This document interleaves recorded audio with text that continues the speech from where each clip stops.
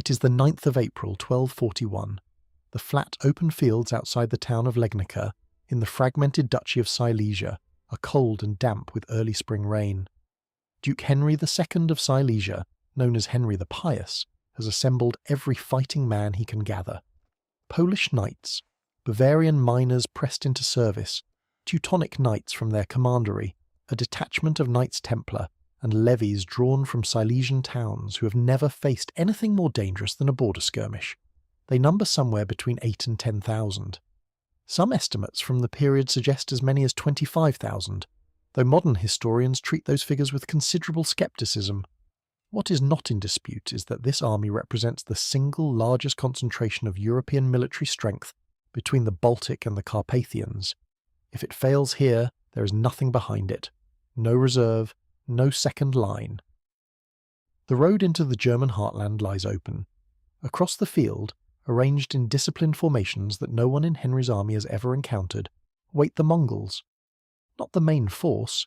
That army, under the supreme commander Orda Khan, is more than 200 miles to the south, driving through the Kingdom of Hungary. This is the northern column, commanded by a general whose name European chroniclers would struggle to record consistently. Baidar, a grandson of Genghis Khan, accompanied by the veteran commander Kadan and the formidable general Orda. Their force numbers perhaps 8,000, possibly as many as 20,000, depending on which source you trust. What matters more than the count is what these men have done in the weeks and months before arriving here. They have moved through Poland with a speed that no European army could match, burning Sandomierz, sacking Krakow after the Polish defenders fled before them, and defeating a Polish force at the Battle of Schmilnik just weeks earlier. They have not been slowed, they have not been stopped, and they have not yet committed the full weight of their main army. Henry the Pious knows almost nothing about the force facing him. He does not understand Mongol tactics, Mongol discipline, or Mongol command structure. He knows only what rumour and terrified refugees have told him, that these horsemen from the east are devastating everything in their path, that they fight with bows from horseback with lethal accuracy, and that every army sent to meet them so far has been destroyed. He is waiting desperately for reinforcements. King Wenceslaus I of Bohemia is marching north with a fresh army, perhaps 50,000 strong, though again the real number is almost certainly lower. Wenceslaus is reportedly only a day or two away. If Henry can wait, the combined force would be the largest Christian army assembled against the Mongols in this entire campaign. He does not wait. On the morning of April 9th, Henry leads his army out of Legnica and onto the open plain, at a site the chronicles would later call Wahlstatt, the chosen place. Why he does not wait is one of the critical questions of this battle and of this entire campaign. Some historians argue he feared the Mongols would bypass him and strike into Germany. Others suggest he received false intelligence, possibly even planted by Mongol agents, that Wenceslaus was further away than believed, or that the Mongols were preparing to withdraw. Whatever the reason, Henry made his decision, and it was exactly the decision the Mongols wanted him to make. What happens next over the course of a single morning on that Silesian plain is not just a battle. It is a display of military sophistication so complete that it will take European commanders centuries to fully understand what was done to them. The destruction of Henry's army at Legnica is often treated as one event in a larger Mongol campaign, but to understand what it really was and why it mattered, we have to look at it not as a single clash, but as the final movement in a campaign of coordinated annihilation that stretched across thousands of miles, executed by an army that operated on principles most European armies would not adopt for another 500 years. And here is what this documentary is going to argue. The Mongol victory at Legnica was not the product of some mysterious eastern savagery or supernatural horseback skill. It was not the result of overwhelming numbers. The Mongols may well have been outnumbered. It was the result of something far more practical and far more devastating: a system. A military system built on superior communication, unified command, coordinated maneuver across enormous distances, a logistics apparatus that could sustain rapid movement without fixed supply lines, and above all, a tactical doctrine refined across decades of continuous warfare from China to Persia to the Russian steppe. What destroyed Henry the Pious and his knights was not a barbarian horde. It was the most professionally organised army on earth. To understand how that system came to exist, and why it was so effective against the armoured cavalry of medieval Europe, we have to go back. Not just a few months, and not just a few years. We have to go back to the unification of the Mongol tribes under a single leader, to the campaigns that built this military machine, and to the specific catastrophes that taught European kingdoms, too late, what they were dealing with. Because the story of Legnica does not begin at Legnica. It begins on the steppe, with a man who was not born a conqueror but who built piece by piece the most effective military force the medieval world had ever seen. That story starts roughly 40 years before a single Mongol rider set foot in Poland. It starts with the rise of Temujin, the man the world would come to know as Genghis Khan, and the brutal internal wars of the Mongolian plateau that forged not just a nation, but an army. And the first thing to understand about that army is that it was not built to fight like European armies. It was not built around heavy cavalry charges, feudal obligation, or individual valour. It was built around something else entirely, and that difference is the reason Henry the Pious never had a chance. To reach that understanding, we need to go east, to the high grasslands of central Mongolia, to the late 12th century, and to a world that was as violent, as fractured, and as politically ruthless as anything in medieval Europe. Because the Mongol Empire did not emerge from nowhere. It was forged in war, and the lessons of those wars shaped every decision, every tactic, and every outcome that followed, including the slaughter that took place on that Silesian field in April 1241. The Mongolian plateau in the late 12th century was not a unified nation. It was a vast, windswept expanse of grassland, mountain, and desert, stretching from the forests of Siberia in the north to the Gobi in the south, and it was home to dozens of nomadic tribes locked in a cycle of raiding, feuding, alliance, and betrayal that had persisted for centuries. The Mongols were only one of these groups, and not the most powerful. The Tatars, the Merkits, the Naimans, the Karits, all of these confederations held territory and influence that rivaled or exceeded the Mongols for most of this period. Warfare among them was constant, personal, and often existential. Defeated tribes could be absorbed, enslaved, or annihilated entirely.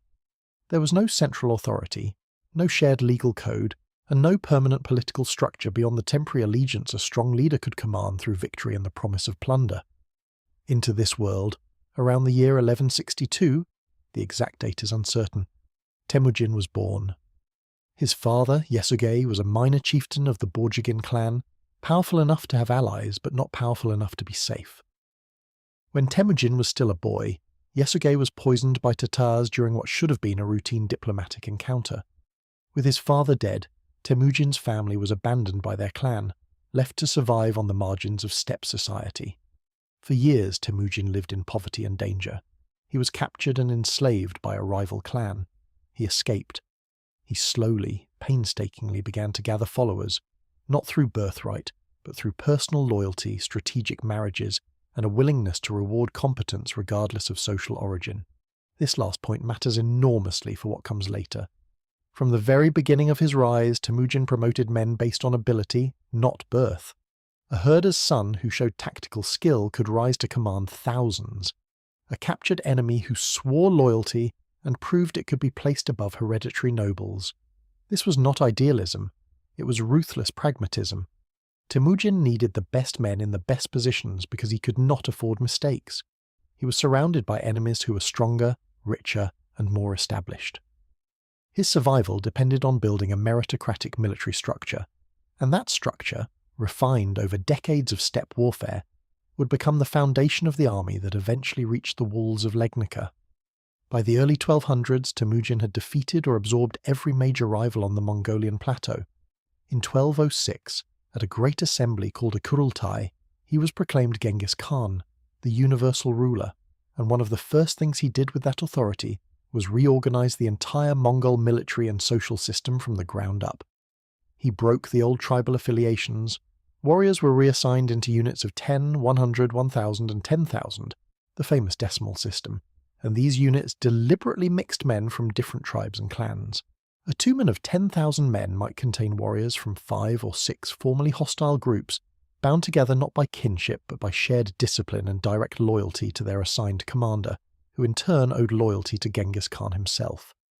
The effect of this reorganization on the battlefield was immediate and profound.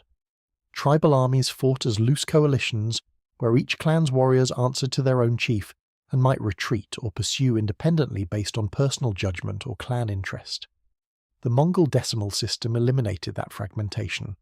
A commander of 1,000 could issue orders that would be obeyed instantly, because his men's loyalty was to the structure, not to a cousin or an uncle leading a different contingent. When the order came to retreat, every man retreated. When the order came to wheel left and encircle, every man wheeled left. This level of battlefield coordination was, in the early 13th century, essentially unique. No European army of the period could match it. No Islamic army could match it. The Song Chinese had sophisticated military bureaucracies, but even they could not achieve the speed of tactical execution that the Mongol decimal system produced. And then there was the matter of training. Every Mongol male grew up on horseback. Riding and archery were not military specialties, they were basic life skills, necessary for herding, hunting, and survival on the steppe. A Mongol warrior could ride for days with minimal rest, controlling his horse with his legs while firing a composite bow with enough force to penetrate mail armor at distances European crossbowmen could barely reach. He carried multiple horses on campaign and rotated between them, which meant he could cover distances that seemed physically impossible to sedentary armies accustomed to marching on foot. 50 to 60 miles a day was standard. Under pressure, Mongol columns could cover 80 or even 100 miles in a single day. In 1241, when the Mongol forces moved through Poland, European observers consistently reported that the invaders moved faster than messengers could carry warnings. Towns learned of the Mongol approach only when refugees from the last burned settlement arrived at their gates. But raw riding skill alone does not explain the Mongol military achievement. Plenty of steppe peoples were excellent horsemen. What set the Mongols apart was the systematic way Genghis Khan turned those skills into a coordinated war machine. Before any major campaign, the Mongols conducted an urge, a great hunt. Thousands of warriors would spread out across an enormous area, sometimes hundreds of miles wide, and drive game animals toward a central killing zone. The Nurge required precise coordination, long-distance communication using flags and riders, careful timing, and absolute discipline. If one section of the line moved too fast or too slow, the game would escape through the gap. The Nurge was, in every meaningful sense, a full-scale military exercise. It practiced exactly the skills the Mongols used in battle: wide encirclement, coordinated movement of dispersed units, communication across distance, and the final convergence on a surrounded enemy. When the Mongols went to war, their campaigns followed the same pattern. Multiple columns would advance along separate routes, sometimes separated by hundreds of miles, converging on the enemy at a predetermined time and place. This is what military planners today call operational level coordination, and in the 13th century no other army on earth could execute it. The Mongol campaign against the Khwarezmian Empire in 1219 through 1221 demonstrated this capability on a scale that still impresses military historians. Genghis Khan divided his army into at least 4 major columns, sent them across the mountains and deserts of Central Asia along widely separated routes, and converged them on the Khwarezmian heartland from multiple directions simultaneously. The result was the complete destruction of one of the largest and wealthiest empires in the Islamic world in less than 2 years. The Khwarezmian campaign taught the Mongols several things that would matter directly at Legnica. First, it confirmed the effectiveness of the multi-column advance, the strategy of splitting forces to confuse the enemy about the main axis of attack while maintaining the ability to concentrate rapidly when battle was offered. Second, it refined Mongol intelligence-gathering methods. Before and during the Khwarezmian campaign, Mongol agents, merchants, diplomats, and spies operating under commercial cover had mapped trade routes, identified political divisions, and assessed military strengths across the entire empire. By the time the first Mongol column crossed the border, Genghis Khan likely knew more about the internal politics of Khwarezm than many of its own governors did. Third, and most importantly for what would happen in Europe, the Khwarezmian campaign demonstrated the Mongol ability to sustain offensive operations across enormous distances without fixed supply lines. Mongol armies travelled with herds of livestock. Each warrior carried dried meat, fermented mare's milk, and a small amount of grain. They could supplement this by hunting and by requisitioning food from conquered populations, but they were not dependent on the slow-moving supply trains that constrained European and Chinese armies. This logistical independence was not a minor advantage. It was the single factor that made the Mongol style of warfare possible, Without it, the speed, the range, and the multi-column maneuver that defined Mongol operations would have been impossible. By the time Genghis Khan died in 1227, the Mongol Empire stretched from the Pacific coast of China to the Caspian Sea. His successors inherited not just territory, but a military system, trained, tested, and refined, that was ready to be aimed at new targets, and the next target chosen by the great Khanagade at Kurultai in 1235 was the West. The objective was nothing less than the conquest of Europe, beginning with the destruction of the Kipchak Turks and the Russian principalities, and continuing as far west as Mongol armies could ride. The man placed in overall command of this western campaign was Batu Khan, a grandson of Genghis Khan, and the ruler of what would become the Golden Horde. But the true operational architect of the invasion was a general whose name deserves to be far better known than it is, Subutai. He was by 1235 in his 60s, and he had been fighting continuously since his teenage years. He had served Genghis Khan as a young commander. He had led the Mongol reconnaissance in force that swept through the Caucasus and into the Russian steppe in 1222 and 1223, culminating in the devastating Mongol victory at the Battle of the Khalkha River. He had fought in China. He had fought in Central Asia. He had fought in Persia. He was, by any reasonable measure, the most experienced military commander alive, and he understood European-style armies because he had already beaten one. The combined Russian and Kipchak force at the Khalkha River had included heavily armoured cavalry, and Subutai had destroyed it using the same feigned retreat tactics that would later be used at Legnica.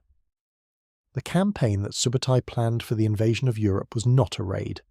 It was a coordinated strategic offensive involving multiple army groups, operating across a front stretching from the Baltic Sea to the Adriatic, with the specific objective of destroying every European army that could be assembled against the Mongols before those armies could combine. And the first phase of that campaign, the destruction of the Russian principalities, would demonstrate in devastating detail exactly what happened when the Mongol system met a fragmented feudal defence.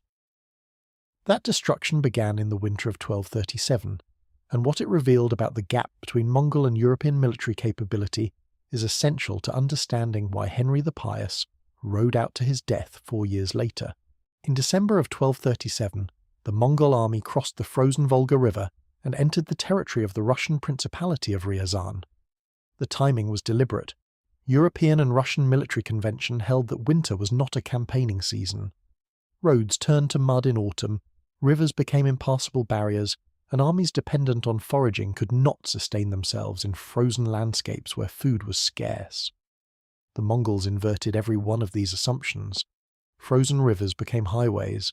The hard winter ground supported rapid cavalry movement far better than the soft mud of spring or autumn. And Mongol logistics, based on carried supplies, livestock herds, and the systematic plundering of each conquered settlement, were designed for exactly this kind of operation. Subutai had chosen winter not in spite of the difficulties, but because of the advantages it gave an army built to move fast over open ground. The Mongols sent envoys to Ryazan demanding submission and tribute. The Prince of Ryazan, Yuri Igorevich, refused. He sent appeals for help to the Grand Prince of Vladimir, Yuri II, and to the other Russian principalities. The help did not come. The Russian principalities in this period were politically fragmented, linked by dynastic ties and a shared Orthodox faith, but deeply divided by rivalries, territorial disputes, and competing claims to seniority among the various branches of the ruling Rurikid dynasty. Each prince controlled his own army, his own treasury, and his own foreign policy. There was no unified command structure, no mechanism for rapid military coordination, and no standing alliance that could assemble a combined force on short notice. This fragmentation was the defining vulnerability of the Russian defence, and the Mongols understood it completely. Ryazan fell on December 21st, 1237, after a siege of just 5 days. The Mongols used a combination of siege techniques they had learned and refined during their campaigns in China and Central Asia: battering rams, scaling ladders, incendiary projectiles, and, critically, conscripted labour from previously conquered populations, forced to fill ditches and carry equipment under fire. The garrison and the civilian population were massacred. A Russian chronicle recorded that not an eye was left open to weep for the dead. The destruction was total, and it was intentional. The Mongols used terror as a strategic tool. The annihilation of a city that resisted served a precise military purpose. It encouraged the next city to surrender without a fight, which saved Mongol lives and accelerated the pace of conquest. From Ryazan, the Mongol army moved north with a speed that caught the Russians completely off guard. The city of Kolomna fell in January 1238. Moscow, then a small but fortified town, fell on January 20th. The Mongols reached the city of Vladimir, the capital of the most powerful Russian principality, on February 4th. Grand Prince Yuri II had left Vladimir to gather an army in the forest to the north, hoping to assemble enough men to challenge the Mongols in the field. He left the city's defence to his sons and its garrison. Vladimir fell on February 8th after a siege of just 4 days. Both of Yuri's sons were killed. The population was slaughtered or enslaved. The great cathedral was burned with hundreds of civilians sheltering inside. The speed of this campaign is worth pausing over. In roughly 6 weeks operating in deep winter, the Mongol army had covered over 300 miles, taken multiple fortified cities, and destroyed the military capacity of the 2 most significant Russian principalities in the northeast. No European army of this period could have moved at anything close to this pace. A typical European feudal army, assembling through the slow process of summoning vassals, gathering supplies, and marching with infantry and baggage trains, might cover 10 to 15 miles in a day.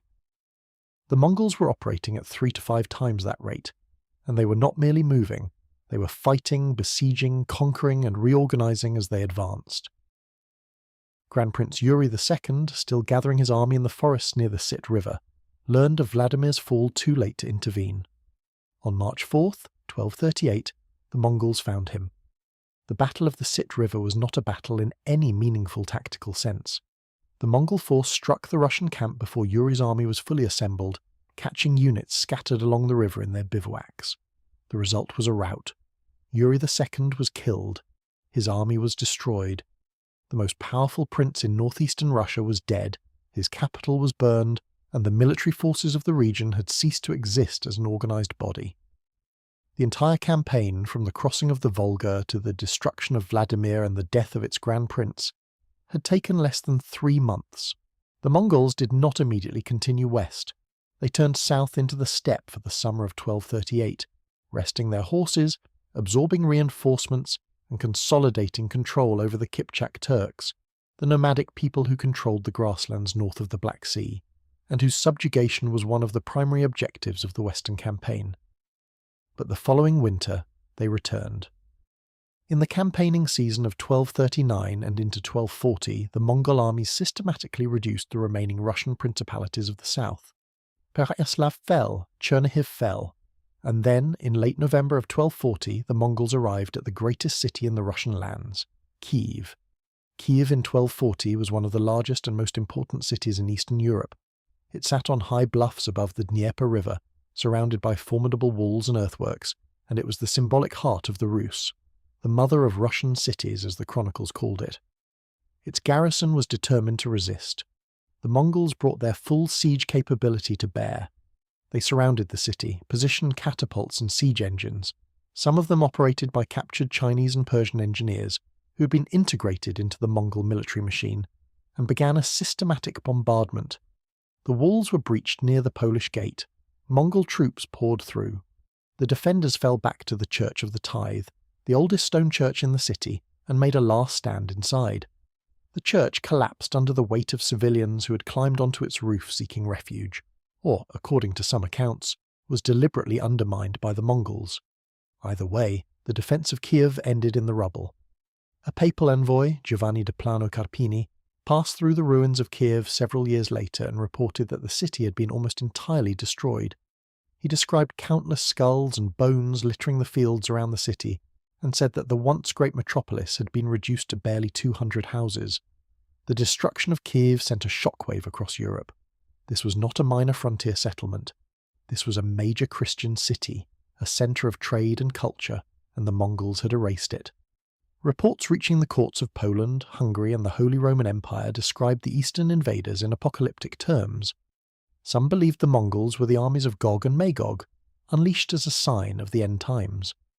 Others, with slightly more practical minds, recognized that a military force capable of doing what the Mongols had done to Russia was now pointed directly at Central Europe. And yet, despite the scale of the warning, the European response was almost non-existent. The Holy Roman Emperor Frederick II was embroiled in a bitter political and military conflict with Pope Gregory IX, a dispute over imperial authority in Italy that consumed the attention and resources of both the papacy and the empire. Frederick issued vague warnings and appeals for a crusade against the Mongols, but he committed no troops and took no concrete military action. The kings of France and England were aware of the threat but geographically distant and preoccupied with their own affairs. The defence of Central Europe, if it was to happen at all, would fall to the kingdoms directly in the Mongol path, Hungary and Poland. Poland in 1241 was not a unified kingdom. It was a patchwork of competing duchies, each ruled by a member of the Pious dynasty, each jealous of its autonomy, and each maintaining its own small military force. The most powerful of these was the Duchy of Silesia, ruled by Henry the Pious, who also held influence over parts of Greater Poland and had ties to the Teutonic Order and the military orders operating in the region. Henry was, by the standards of the time, an energetic and capable prince. He recognized the Mongol threat. He tried to assemble a coalition, but the political structure of fragmented Poland worked against him in exactly the same way that the fragmented Russian principalities had failed to coordinate against the Mongols 3 years earlier. Hungary, under King Baidar IV, was in marginally better shape. It was at least a single kingdom under a single crown. But Baidar faced his own internal problems. He had been working to centralize royal authority at the expense of his barons, and the Hungarian nobility resented him for it. When he summoned the feudal levy to face the Mongols, compliance was reluctant and incomplete. Many barons delayed, demanded concessions, or simply refused to march. The Kipchak Turks, whom Baidar had allowed to settle in Hungary as refugees from Mongol conquest, were viewed with suspicion by the Hungarian population, some accused them of being Mongol spies, and their presence created internal tension at exactly the moment Hungary needed unity. Subutai, planning the European campaign from the Mongol command structure, understood all of this. Mongol intelligence networks had been operating in Europe for years before the invasion. Merchants travelling the trade routes between east and west carried information back to the Mongol court. Captured prisoners were interrogated systematically. Diplomatic missions, including one to Hungary in 1237 that was outwardly about demanding the return of Kipchak refugees, served double duty as intelligence-gathering operations. By the time the Mongol army crossed the Carpathian Mountains in March of 1241, Subutai had a detailed understanding of European political divisions, military capabilities, and the road networks connecting the major cities and fortifications of Poland and Hungary. And the plan he devised for the invasion exploited every one of those weaknesses. The Mongol army would not advance as a single mass. It would split into multiple columns, just as it had in the Khwarezmian campaign, just as it had in Russia. The main force, under Orda Khan and Subutai himself, would drive through the Carpathian passes into Hungary and destroy King Baidar's army. A secondary force, under Baidar and Kadan, would sweep through Poland, destroying any army that tried to assemble there and, critically, preventing the Poles and their potential allies from marching south to reinforce the Hungarians. The two campaigns were not independent operations. They were coordinated elements of a single strategic plan, timed to strike simultaneously so that no European power could concentrate its strength against either Mongol column. The northern column entered Poland in early March 1241. What followed was a masterclass in the rapid destruction of a fragmented defence, and it set the stage for the catastrophe at Legnica with a series of engagements that demonstrated one after another that the European way of war was fatally mismatched against what was coming. The Mongol northern column entered Poland through the passes south of Krakow in early March 1241, and the speed of their advance immediately overwhelmed the ability of the Polish dukes to respond. The first significant engagement came at the Battle of Tursk, near the town of Tursko, on February 13, 1241, where a small Polish force was scattered with minimal effort. But the engagement that truly exposed the structural mismatch between European and Mongol armies occurred on March 18th at the Battle of Chmielnik, roughly 70 miles northeast of Krakow. At Chmielnik, a Polish force led by Władysław of Opole and the voivode of Krakow, a commander named Włodzimierz, attempted to block the Mongol advance into the heart of Lesser Poland. The army was composed primarily of the feudal levies of the region, armoured knights supported by lighter cavalry and infantry, and it represented the standard European response to an invading force. Assemble your available men, ride to meet the enemy, and engage in a pitched battle. The Poles outnumbered the Mongol detachment they faced, or at the very least matched it in size. By every assumption that governed European military thinking, this should have been a defensible engagement. It was a disaster. The Mongol force at Chmielnik employed a tactic that would be repeated at Legnica 3 weeks later, and that had already been used to devastating effect at the Kalka River 18 years earlier: the feigned retreat. A forward element of Mongol light cavalry engaged the Polish line, exchanged arrows and skirmished at range, and then turned and fled. The Polish knights, trained from childhood to view mounted combat as a matter of pursuit and close engagement, charged after them. The charge was the defining tactical action of European heavy cavalry. A massed body of armoured horsemen riding stirrup to stirrup with couched lances could break almost any formation it struck head-on. This was the basis of European battlefield dominance, and it had been effective against other European armies, against lightly armed infantry, and against the various opponents the Poles had faced in their regional conflicts. Against the Mongols, it was exactly the wrong response. The retreating Mongol cavalry was not fleeing. It was pulling the Polish formation forward, stretching it, breaking its cohesion, and drawing it into a position where the main Mongol force, hidden behind ridgelines or positioned on the flanks, could strike. As the Polish knights pursued, their formation dissolved from a disciplined line into a strung-out mass of individual riders, each racing forward at his own pace, gaps opening between the faster and slower horses. At a predetermined point, the retreating Mongols wheeled around. Simultaneously, additional Mongol units struck from the flanks and rear. The Polish force, now surrounded and fragmented, was destroyed in detail. The Voivode Włodzimierz was killed. Władysław of Opole survived, but his army was effectively eliminated as a fighting force. The tactical pattern at Chmielnik deserves close attention because it reveals the fundamental problem the Europeans faced, and it was not a problem of courage or individual fighting ability. European heavy cavalry was designed for a single tactical action: the charge.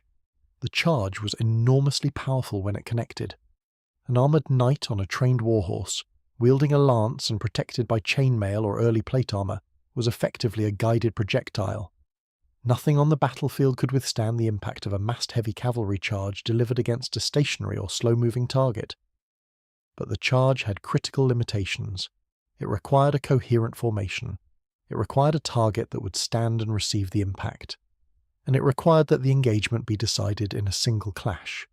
Because heavy cavalry horses were large, heavily burdened animals that tired quickly and could not sustain prolonged pursuit or repeated manoeuvre. The Mongol tactical system was designed, almost as if by deliberate engineering, to neutralize every one of those advantages. Mongol light cavalry would not stand and receive a charge. They would evade, withdraw, and circle, pouring arrows into the heavy cavalry formation from distances the knights could not close. When the knights charged, the Mongols retreated, not in panic but in disciplined units, maintaining formation and continuing to shoot. If the knights broke off and reformed, the Mongols closed in again. If the knights continued to pursue, they exhausted their horses and broke their formation, at which point the Mongols converged and annihilated them. The European knight was like a powerful fist swinging at smoke. Every blow missed, every lunge overextended, and the smoke kept cutting at him from every direction until he collapsed.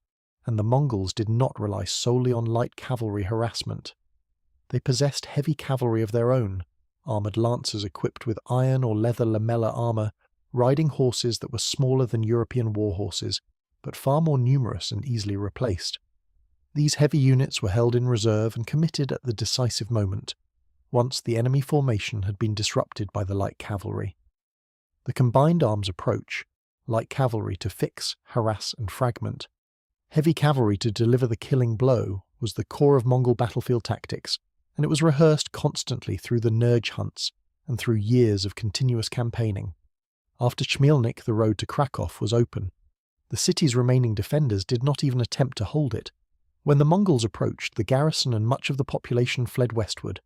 The Mongols entered Krakow, looted what was worth taking, and burned the rest.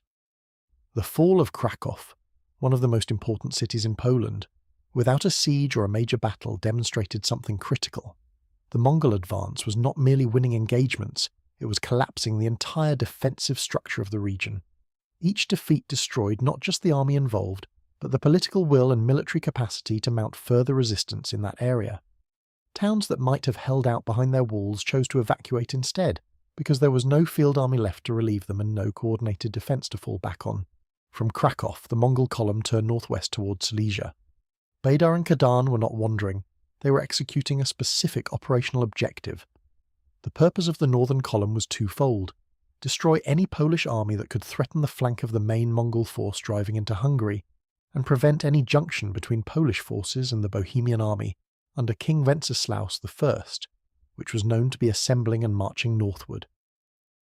If the Poles and the Bohemians united, the combined army would be large enough to pose a genuine threat, not because European tactical methods could match the Mongols in the field, but because sheer numbers could offset tactical disadvantage if the force was concentrated and led with any competence. Subu'tai's plan depended on preventing that concentration. Henry the Pious, watching from Silesia as the Mongol column burned its way through Lesser Poland, understood at least part of this equation. He knew he needed allies. He sent urgent appeals for help in every direction. The response was, by medieval standards, significant. The Teutonic Knights dispatched a contingent from their northern commanderies. A group of Knights Templar, smaller in number but formidable in reputation, joined the muster. Bavarian mining communities in Silesia contributed volunteers. Troops arrived from Greater Poland, from Opole, and from various Silesian towns. By early April, Henry had assembled the largest army available to any Polish duke. Estimates of its size vary enormously across the sources, from as few as 2,000 to as many as 25,000, but a reasonable modern estimate places it somewhere between 8 and 10,000 men. The army was organised, according to the chronicles, into 4 or 5 divisions. The first division, the vanguard, was composed of the Moravian and Silesian light cavalry with crossbowmen and infantry. The second was a mixed force of Greater Polish troops and some of the Silesian knights. The third consisted of the Teutonic Knights and possibly the Templars, along with Bavarian volunteers. The fourth, and probably largest, was Henry's own Silesian ducal contingent, his best equipped knights and their retinues. Some sources mention a 5th division of Opole troops, though whether this was a separate command or part of another division is unclear. On paper, this looked like a formidable army. It included some of the best equipped and best trained heavy cavalry in Central Europe. The Teutonic Knights and the Templars were professional military orders, men who trained for war as a vocation and fought with disciplined formation and religious fervour. Henry himself was an experienced commander who had fought in the regional conflicts of the Pious dukes.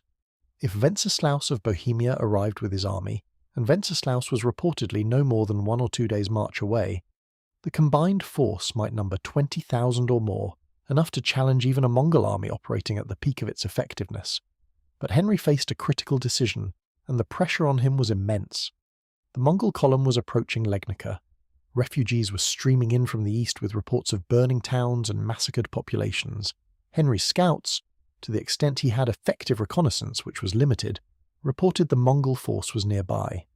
And then there was the question of Wenceslaus.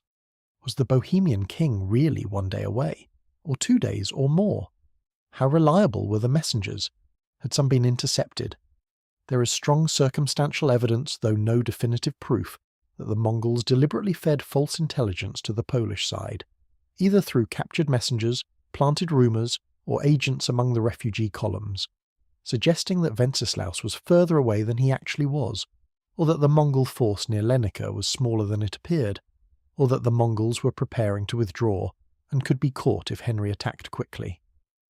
Whether the deception was deliberate or Henry simply misjudged the situation, the result was the same. On the morning of April 9th, 1241, Henry the Pious marshalled his army and marched out of Legnica to give battle on the open plain. He did not wait for Wenceslaus. He chose to fight with what he had, on ground that favoured Mongol mobility, against an enemy whose tactical methods he did not understand and whose battlefield discipline his army could not match. The army that rode out of Legnica that morning was brave, well equipped by European standards, and doomed, not because the men who composed it were inferior as individual warriors, many of them were not, but because they were about to fight an enemy that operated on entirely different principles of war. And the next few hours would demonstrate with terrible clarity exactly what those different principles meant when applied against armoured European cavalry on an open field. What happened at Wahlstatt was not a battle in the sense that Henry understood the term. It was an orchestrated destruction, and it followed a pattern that the Mongols had used before and would use again, executed with a precision that turned European military strengths into fatal weaknesses. The plain at Wahlstatt stretched flat and open to the west of Legnica, offering almost no terrain features that a defending force could use to anchor a position. There were no significant hills, no river crossings to contest, no forest thick enough to protect a flank. For a European army built around heavy cavalry, open ground might seem advantageous. Room to charge, room to manoeuvre, room to bring the full weight of armoured horsemen to bear. For the Mongols, this ground was ideal for entirely different reasons. Open terrain meant freedom of movement for light cavalry. It meant clear sight lines for signalling between units. It meant the ability to extend, encircle and withdraw without obstruction. Henry the Pious had chosen, or been lured onto, the worst possible ground for the kind of fight he was about to face. The accounts of the battle that survive are fragmentary and sometimes contradictory.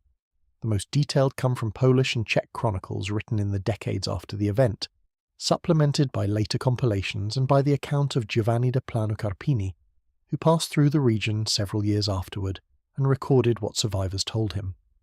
No Mongol account of Legnica has survived in detail, which means we reconstruct the battle primarily from the perspective of the defeated.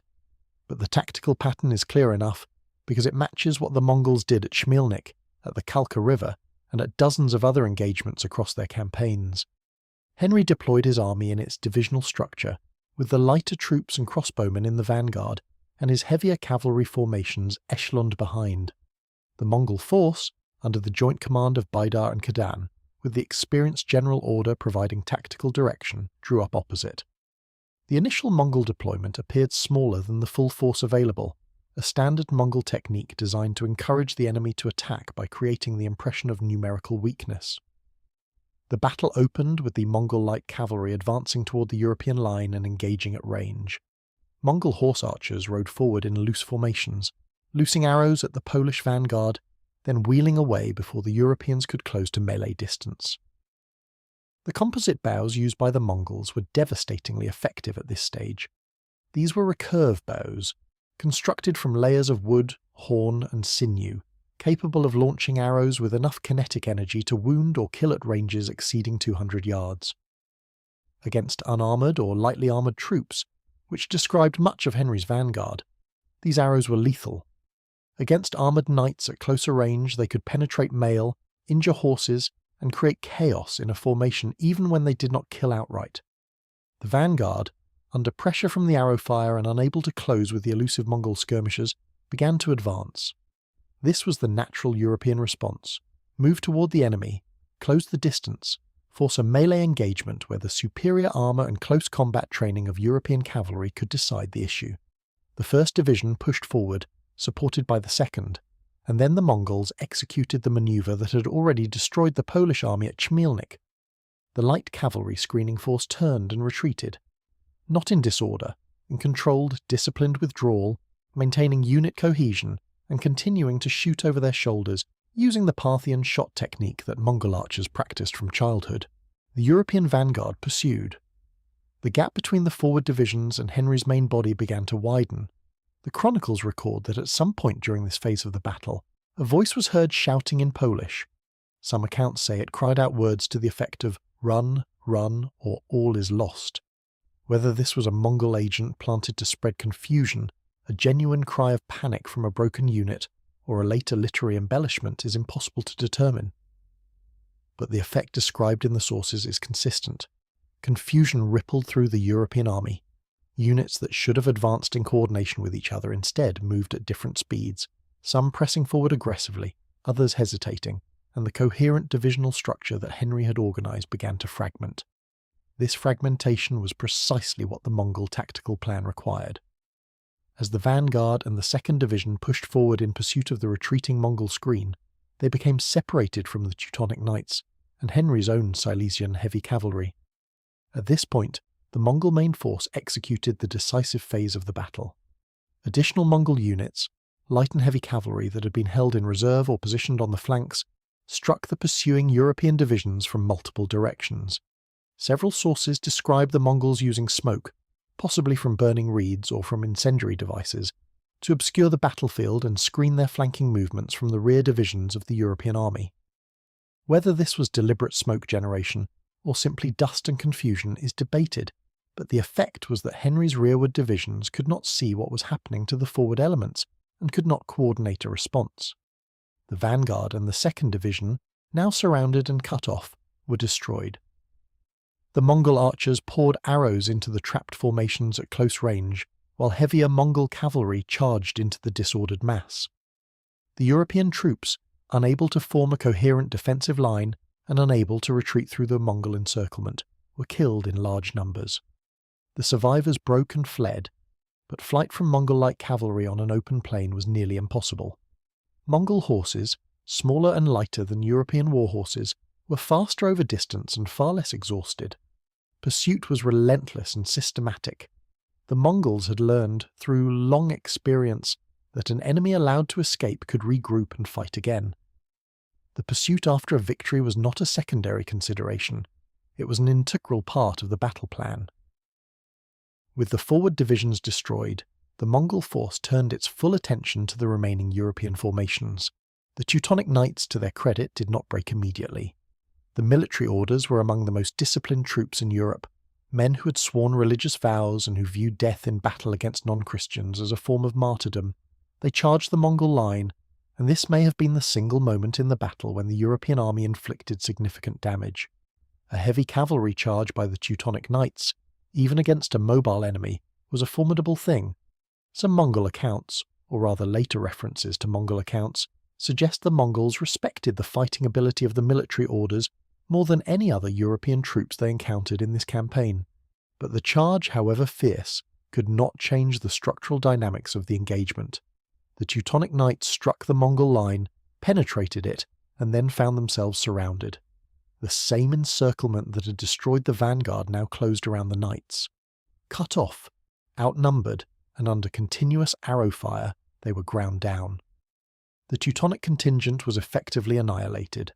The master of the Teutonic Order in Poland was killed.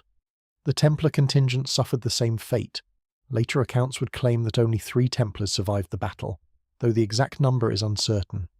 Henry the Pious, seeing his forward divisions destroyed and his military orders overwhelmed, attempted to rally his own Silesian division for a counterattack, or, failing that, to organise a retreat. Neither was possible. The Mongol encirclement was complete. Henry's division was engaged from multiple directions, fragmented by arrow fire and flanking attacks, and driven into the same killing ground that had consumed the rest of his army. Henry himself was unhorsed during the fighting. Accounts of his death vary. Some chronicles state he was killed in the melee. Others say he was captured and executed after the battle. What is certain is that he died on the field at Wahlstatt, and that his body was found afterward, identified according to one account only by his wife recognizing that he had 6 toes on one foot. So badly had the corpse been mutilated. The Mongol victory was total. The European army was destroyed as a fighting force. The dead numbered in the thousands. The chronicles claim wildly varying figures, but modern estimates suggest that the majority of Henry's army was killed or captured. The Mongols, following their standard practice, collected trophies from the dead. One account states that they cut an ear from each fallen enemy and filled 9 large sacks, a grim but effective method of counting the slain. Henry's head was impaled on a lance and paraded before the walls of Legnica as a warning to the garrison and population. The message was unambiguous. Resistance was futile. The destruction at Legnica accomplished the precise strategic objective the Mongols had set for the northern column. The largest European army between the Baltic and the Carpathians had been eliminated in a single morning. King Wenceslaus of Bohemia, learning of Henry's defeat, halted his march and retreated back into Bohemia rather than face the Mongols alone. The possibility of a combined Polish-Bohemian force, the one concentration of European military power that might have threatened the Mongol campaign, had been eliminated. The northern flank of the main Mongol invasion of Hungary was now secure. and this is where the full scope of Subutais' operational planning becomes visible. On the very same day as Legnica, April 9th, 1241, or within 2 days of it, the main Mongol army under Batu Khan and Subutai fought and won the Battle of Mohi against King Baidar IV's Hungarian army, more than 300 miles to the southeast. 2 major European armies, destroyed in coordinated operations conducted simultaneously across a front wider than the distance from Paris to Berlin. But the timing was not coincidental, it was planned. The 2 Mongol columns had coordinated their movements across weeks of marching through difficult terrain, using mounted couriers and the Yam relay system to maintain communication, and they struck within days of each other to ensure that neither European army could receive warning or reinforcement from the other. No European power in 1241 could have conceived of, let alone executed, an operation at this scale. The simultaneous destruction of the Polish and Hungarian armies was the masterpiece of Mongol strategic planning, and it left Central Europe defenceless. There was, quite literally, no army left between the Mongols and the Rhine. And yet, the Mongols did not continue west. Within months of their twin victories, the Mongol armies began to withdraw eastward, pulling back through Hungary, through the Balkans, and eventually returning to the steppe. The reason for this withdrawal, and what it meant for the future of both Europe and the Mongol Empire, is one of the most debated questions in medieval military history, and it carries lessons that reach far beyond the 13th century. The Mongol withdrawal from Europe in the spring and summer of 1242 has been explained in many ways over the centuries, and separating fact from myth matters here because the reason the Mongols left shapes everything we understand about what the invasion actually achieved and what it exposed. The most widely repeated explanation is political. In December 1241, the great Khan Orda died in the Mongol capital of Karakorum, probably from complications related to his heavy drinking. Multiple sources describe Orda as a man whose appetite for alcohol was prodigious, even by the standards of the Mongol court. Under Mongol succession law, the death of a great Khan required the senior princes of the empire to return to Mongolia to participate in the selection of a successor at a Kurultai. Batu Khan, as the ruler of the Western Appanage and a grandson of Genghis Khan, had both a political stake in the succession and a legitimate obligation to participate. If a hostile candidate secured the throne in his absence, Batu's position and possibly his life could be at risk. The politics of the Mongol imperial succession were not ceremonial. They were lethal, and ignoring them was not an option. This explanation is almost certainly part of the truth, but many historians argue it is not the whole truth. The news of Orda's death likely reached Batu in early 1242, but the Mongol armies did not immediately turn and ride east. They remained in Hungary and the surrounding regions for several months, conducting what appears to have been a deliberate consolidation and withdrawal rather than a panicked retreat. Some historians have suggested additional military factors contributed to the decision. Hungary's terrain, particularly west of the Danube, was less favourable for Mongol cavalry operations than the open plains of the east. The stone castles and fortified towns of western Hungary and Austria presented a different defensive challenge than the wooden stockades of Russia or the open field armies the Mongols had just destroyed. Mongol horses, after more than a year of continuous campaigning across Poland and Hungary, needed rest and fresh pasture, and the Mongol army itself, while victorious, had taken casualties. The Battle of Mohi, in particular, had been a harder fight than Legnica, with the Hungarians offering serious resistance before being overwhelmed. There is also the question of logistics. The Mongol army in Hungary was operating at the extreme end of its supply capability. The pastoral logistics system that served so well on the open steppe and across the grasslands of Central Asia was less effective in the more densely settled and agriculturally divided landscape of Central Europe. Fodder for the vast Mongol horse herds was harder to find in the fragmented farmland of Hungary than on the open steppe. The army could sustain itself by plundering, but plundering a depopulated landscape, which Hungary had largely become after Mohi, yielded diminishing returns. The further west the Mongols advanced, the longer and more tenuous their lines of communication became, and the further they moved from the steppe grasslands that were the natural operating environment for their cavalry. None of these factors individually explains the withdrawal. Taken together, they suggest a rational strategic calculation rather than a single dramatic cause. The Mongols had achieved the primary military objectives of the Western campaign: the destruction of the Kipchak Turks as an independent force, the subjugation of the Russian principalities, and the devastating demonstration of Mongol military power against the strongest armies Europe could field. Continuing west into Germany and France would have extended the campaign into unfamiliar territory, with diminishing strategic returns and increasing political risk. The Mongol leadership chose to consolidate what they had won rather than overextend into what they had not yet fully reconnoitred. For Europe, the Mongol withdrawal felt like a miracle. Chroniclers attributed it to divine intervention, to the prayers of the faithful, or to the Mongols' fear of European military strength. This last explanation being, given the evidence of Legnica and Mohi, the least plausible of all. The reality was that Europe had been saved not by its own military capability, but by a combination of Mongol internal politics and the practical limits of steppe logistics applied to a European landscape. The lesson should have been devastating. The strongest armies in Central Europe had been destroyed in the field, the largest cities in the east had been burned, and the Mongols had withdrawn on their own terms, undefeated and unpursued.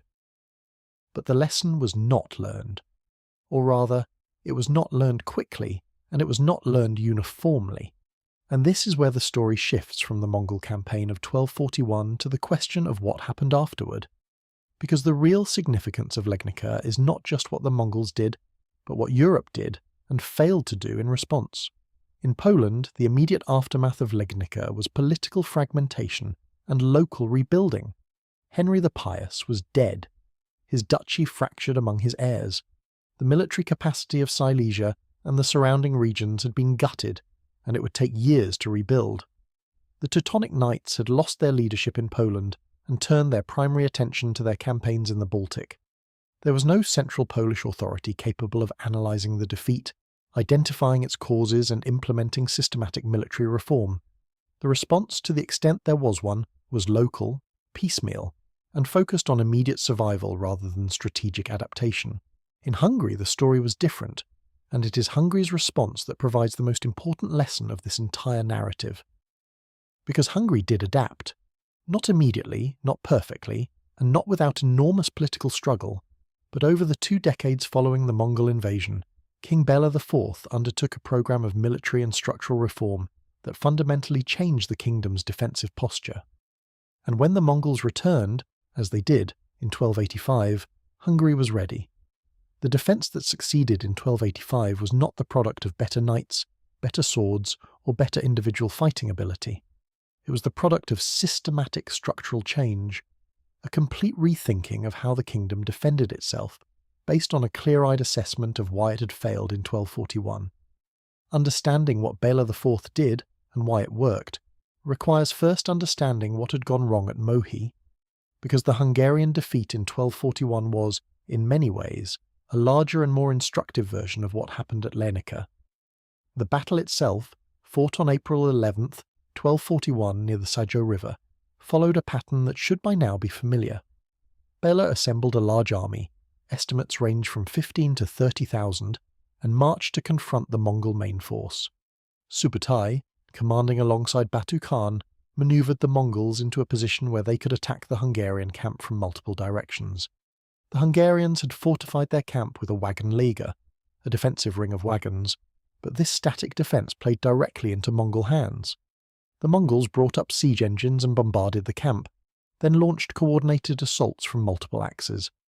When the Hungarians attempted to break out, the Mongols deliberately left a gap in their encirclement, a classic Mongol technique designed to prevent the enemy from fighting to the last man, which was costly for the attackers, and instead channel the fleeing troops into a controlled route where they could be pursued and destroyed at leisure. The Hungarian army disintegrated during the retreat. Thousands were killed in the pursuit.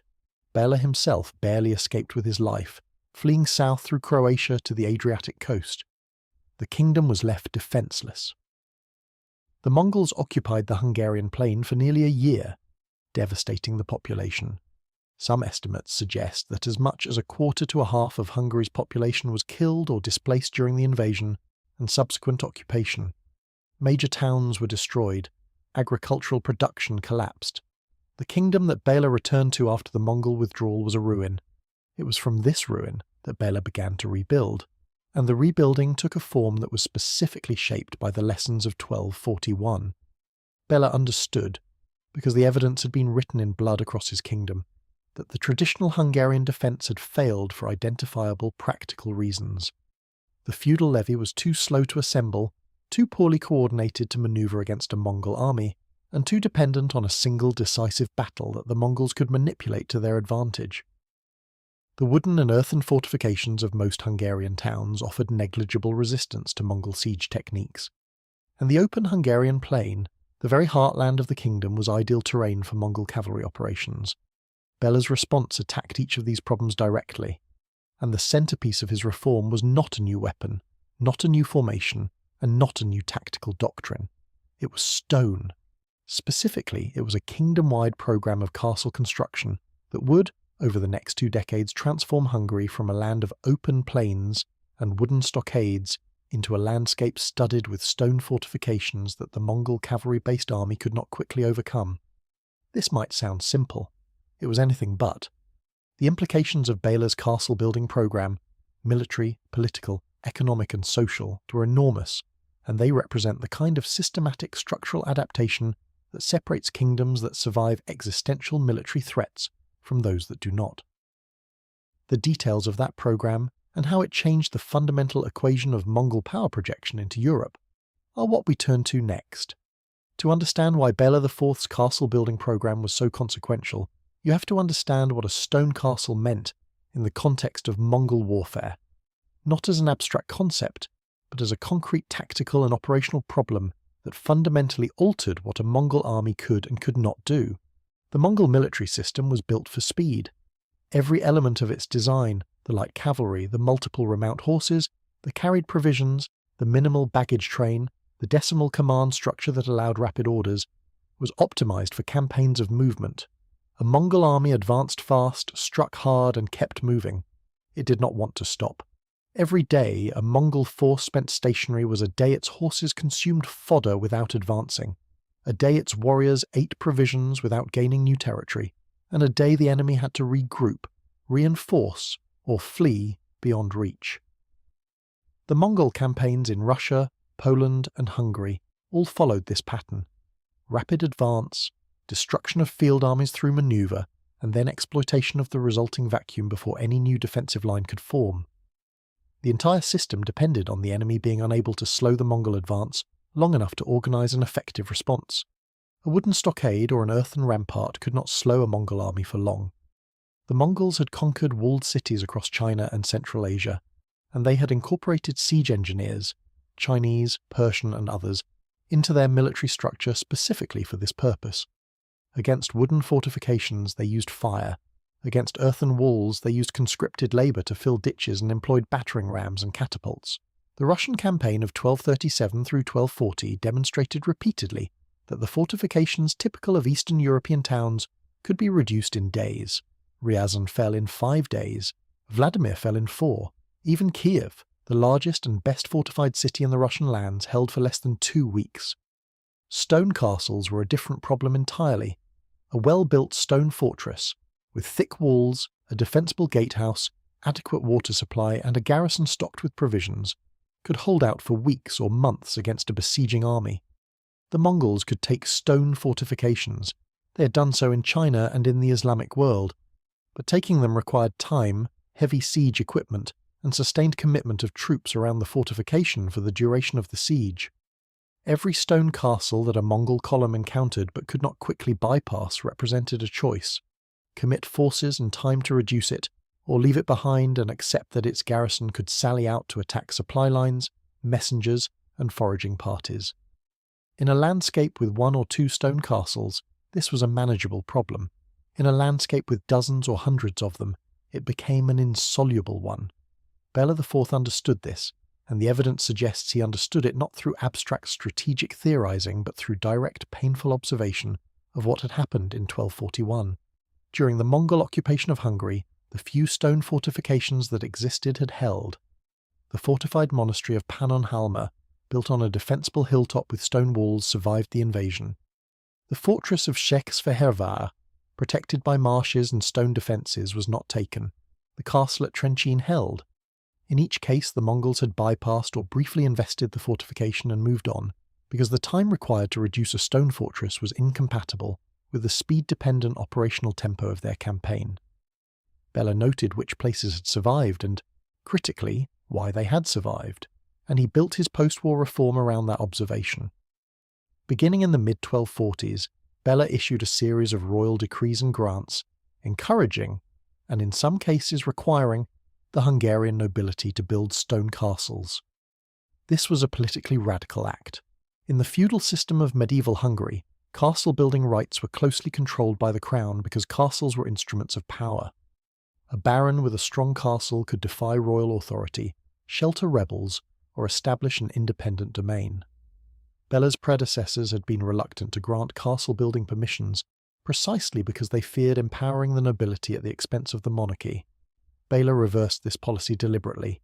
He granted lands, privileges, and construction rights to nobles who would build fortifications, and he invested royal funds in the construction of crown castles at strategic points across the kingdom. He was, in essence, trading centralized political control for decentralized military resilience, accepting that a kingdom full of powerful, castle-holding barons was harder to govern but far harder to conquer. The scale of the program was remarkable.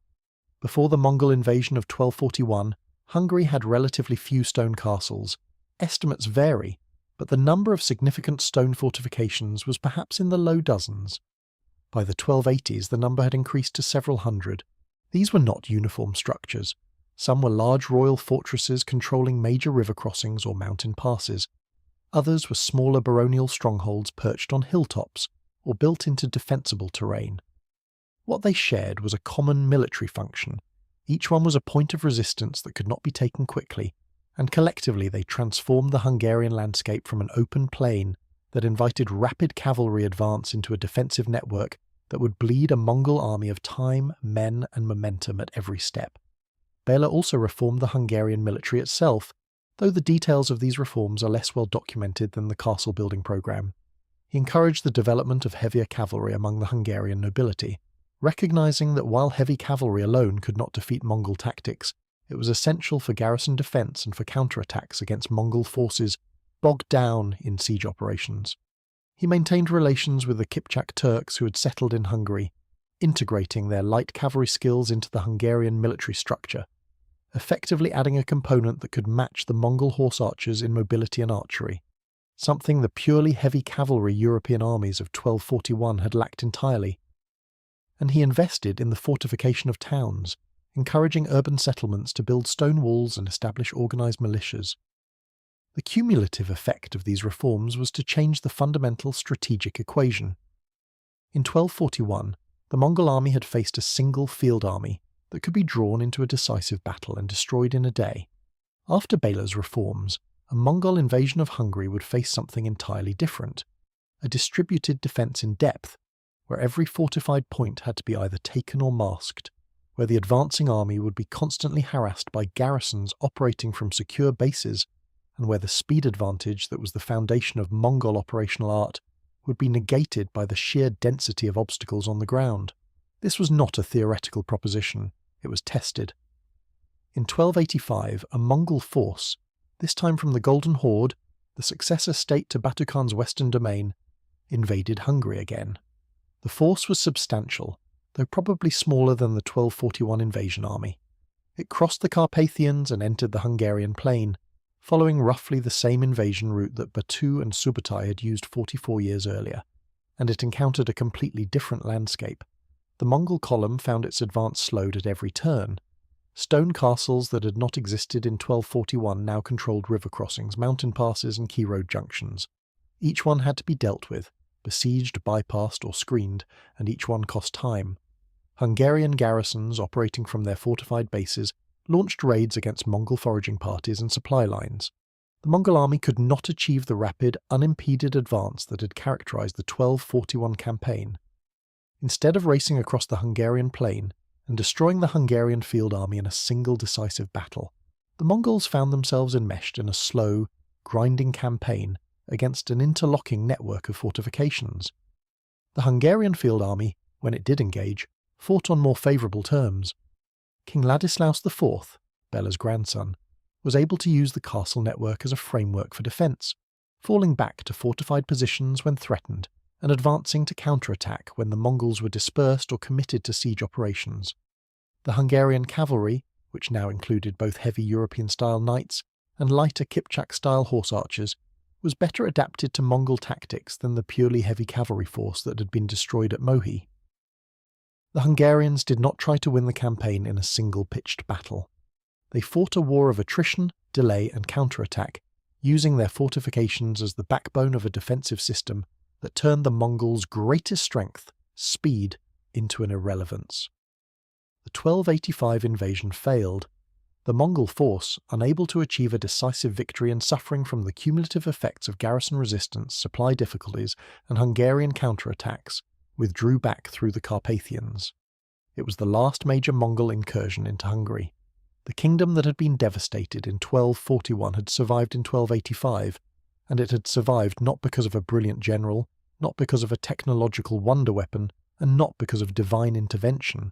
It had survived because one king had looked clearly at why his kingdom had been destroyed, identified the structural factors that had made that destruction possible, and spent 2 decades systematically eliminating them. The contrast between Hungary's response and Poland's response is instructive. Poland, as we noted, did not undergo a comparable program of centralized military reform after Legnica. The political fragmentation that had weakened Poland before the invasion continued afterward. Individual dukes rebuilt their domains, constructed fortifications where they could afford to, and maintained their local military forces.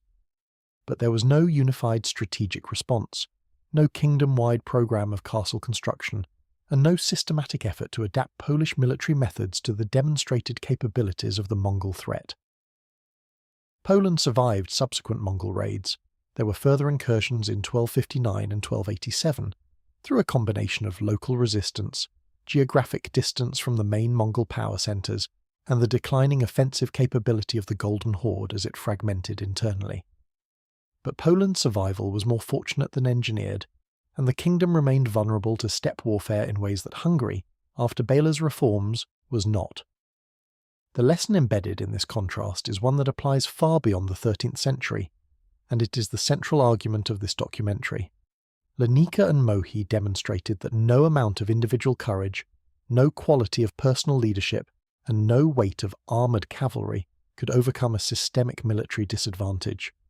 The Mongols won in 1241 because they operated as a system, coordinated, disciplined, logistically independent and tactically flexible, against opponents who operated as collections of individual contingents held together by feudal obligation and personal loyalty. The European armies were not weak. They were structurally mismatched, and that mismatch was lethal.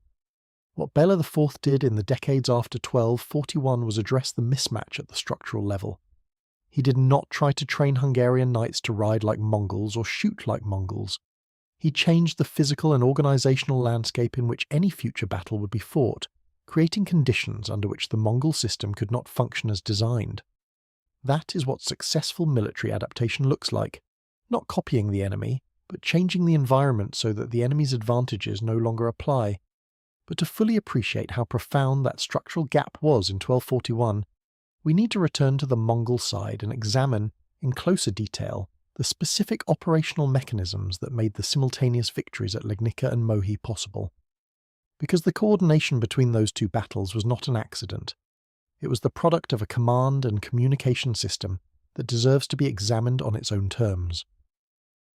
The simultaneous execution of the battles at Legnica and Mohi, 2 major engagements fought within 2 days of each other, more than 300 miles apart, is one of the most remarkable feats of military coordination in pre-modern history. To appreciate what it required, consider the problem from a purely practical standpoint. 2 separate army groups, each operating in unfamiliar territory against different opponents, needed to advance along independent axes, fight at roughly the same time, and achieve complementary strategic objectives without the benefit of radio, telegraph, or any form of instantaneous communication. The margin for error was enormous. If the northern column struck too early, it would alert the Hungarians and allow Bela to prepare. If it struck too late, Wenceslaus of Bohemia might reinforce Henry the Pious, creating a combined force that could threaten Baidar's column. If the main southern force engaged before the northern column had fixed the Polish and Bohemian armies, European reinforcements could flow south across the Carpathians. Every timing failure cascaded into strategic risk. The Mongols managed this coordination through two interlocking systems that were, for their era, without parallel: the Yam relay network and a command culture built on detailed advanced planning combined with decentralized execution. The Yam was the Mongol imperial postal and communication system, and calling it a postal system dramatically understates its military significance. Established by Genghis Khan and expanded by his successors, the Yam consisted of relay stations positioned at intervals of roughly 25 to 30 miles across the entire extent of the Mongol Empire. Each station maintained fresh horses, riders, and provisions. A message could be carried from one station to the next at a full gallop, the rider switching to a fresh mount at each stop, achieving sustained speeds that no single horse and rider could maintain. Under optimal conditions, the Yam could transmit a message across several hundred miles in 2 to 3 days. Across the full breadth of the empire, from China to Eastern Europe, a message could travel in a matter of weeks, a speed that would not be matched in Eurasia until the development of the electric telegraph 6 centuries later. During the European campaign, the Yam stations would not have been fully established across the newly conquered territory of Poland and Hungary, in the way they existed in the Mongol heartland or along the long-established routes through Central Asia. But the principle was the same: dedicated mounted couriers, carrying messages between the army groups, riding relay on fresh horses, and moving at speeds far beyond what a European messenger could achieve. Subutai and Batu, commanding the southern force, could communicate with Baidar and Kadan in the north through a continuous chain of riders. Orders issued at the main Mongol camp could reach the northern column within days, and intelligence from the northern column, reporting on European troop movements, the location of Wenceslaus's Bohemian army, and the state of Polish defences, could flow back to the main command. But communication speed alone does not explain the coordination. Equally important was how the Mongol command structure used that communication. Mongol campaign planning, as it had evolved under Genghis Khan and been refined by Subutai, followed a distinctive pattern. Before a major campaign, the senior commanders would meet in a war council, often held during the Kurultai or in a dedicated planning session, and develop a detailed operational plan. This plan specified the routes of advance for each column, the objectives to be achieved, the approximate timing of major actions, and the contingencies for various enemy responses. Each column commander received his orders and was expected to execute them with minimal further guidance, adapting to local conditions as necessary, but maintaining the overall tempo and direction specified in the plan. This was fundamentally different from how European armies operated. A European feudal army was, in organisational terms, a coalition. The king or commanding duke held nominal authority, but his actual control over the various contingents depended on personal relationships, feudal obligations, and the willingness of individual lords to cooperate. There was no standardised planning process, no common system of signals, and no reliable means of communicating orders across a battlefield, let alone across a theatre of operations spanning hundreds of miles. A European king who wanted to coordinate two armies operating in different regions had to rely on messengers travelling on roads that might be interdicted by the enemy, carrying orders to subordinates who might or might not obey them depending on their own assessment of the situation and their political relationship with the crown. The Mongol system eliminated most of these variables. The decimal command structure ensured that orders flowed through a clear hierarchy. The commander of a Tumen gave orders to his Minghan commanders, who gave orders to their Jagun commanders, who gave orders to their Arban commanders, down to the individual squad of 10 warriors. Obedience was enforced with absolute severity. Failure to execute an order, unauthorized retreat, or abandonment of a comrade in battle were punishable by death, and not just the death of the offending individual, but potentially the death of his entire unit. This was not gratuitous cruelty. It was a discipline system designed to ensure that when the order came to advance, retreat, wheel, encircle, or hold position, every man in the army did exactly what he was told, immediately, without debate or hesitation. The practical effect on the battlefield was that a Mongol commander could execute complex tactical maneuvers, feigned retreats, double envelopments, flank attacks coordinated with frontal pressure, with a reliability that European armies could not approach. At Legnica, the feigned retreat that drew Henry's vanguard forward, the smokescreen that obscured the flanking movements, and the coordinated encirclement of the separated European divisions all required precise timing and disciplined execution by multiple independent units. Any breakdown in discipline, a unit that retreated too far, a flanking force that attacked too early, a reserve that committed too late, would have disrupted the plan.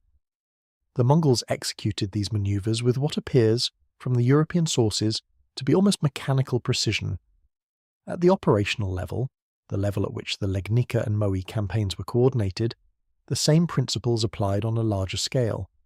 Baidar's northern column and Batu's southern force each operated with substantial independence, making tactical decisions based on local conditions.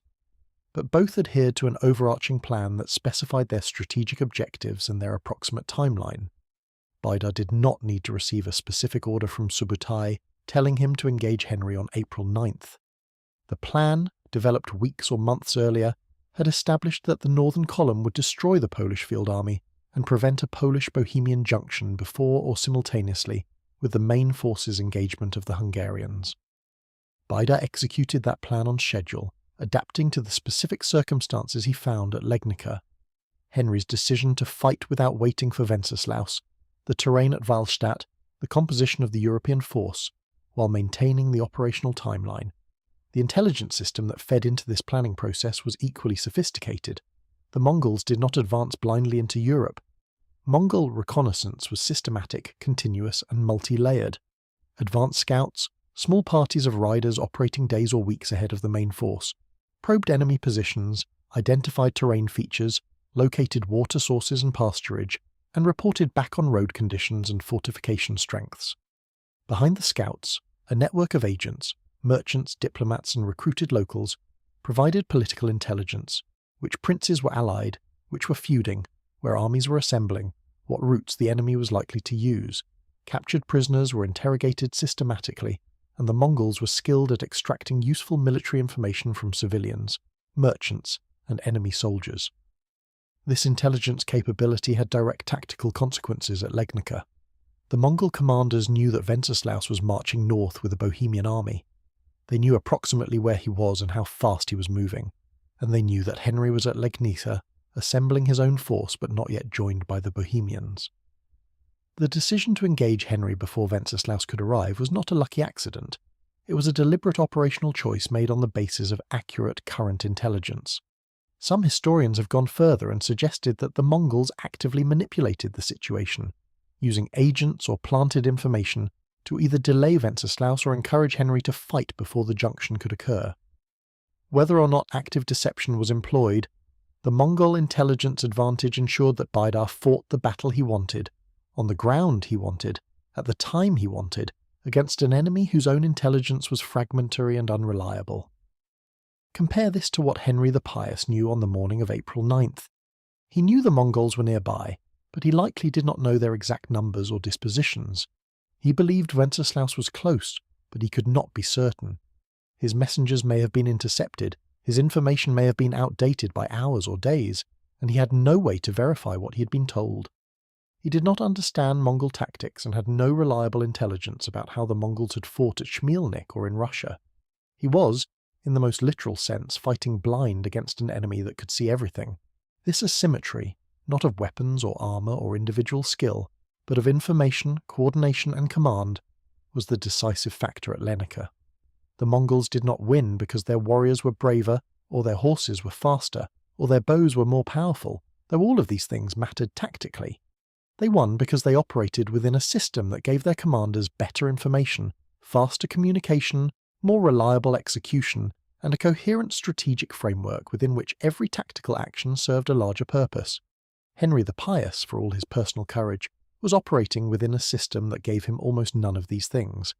And this systemic gap was not unique to Legnica. It was the common factor in every major Mongol victory of the European campaign, at Schmielnik, at the Sit River, at Mohi. In every engagement, the Mongols possessed a decisive advantage not in the quality of their individual warriors, but in the quality of their military organization. They fought as an army. Their opponents fought as collections of armed men following a leader.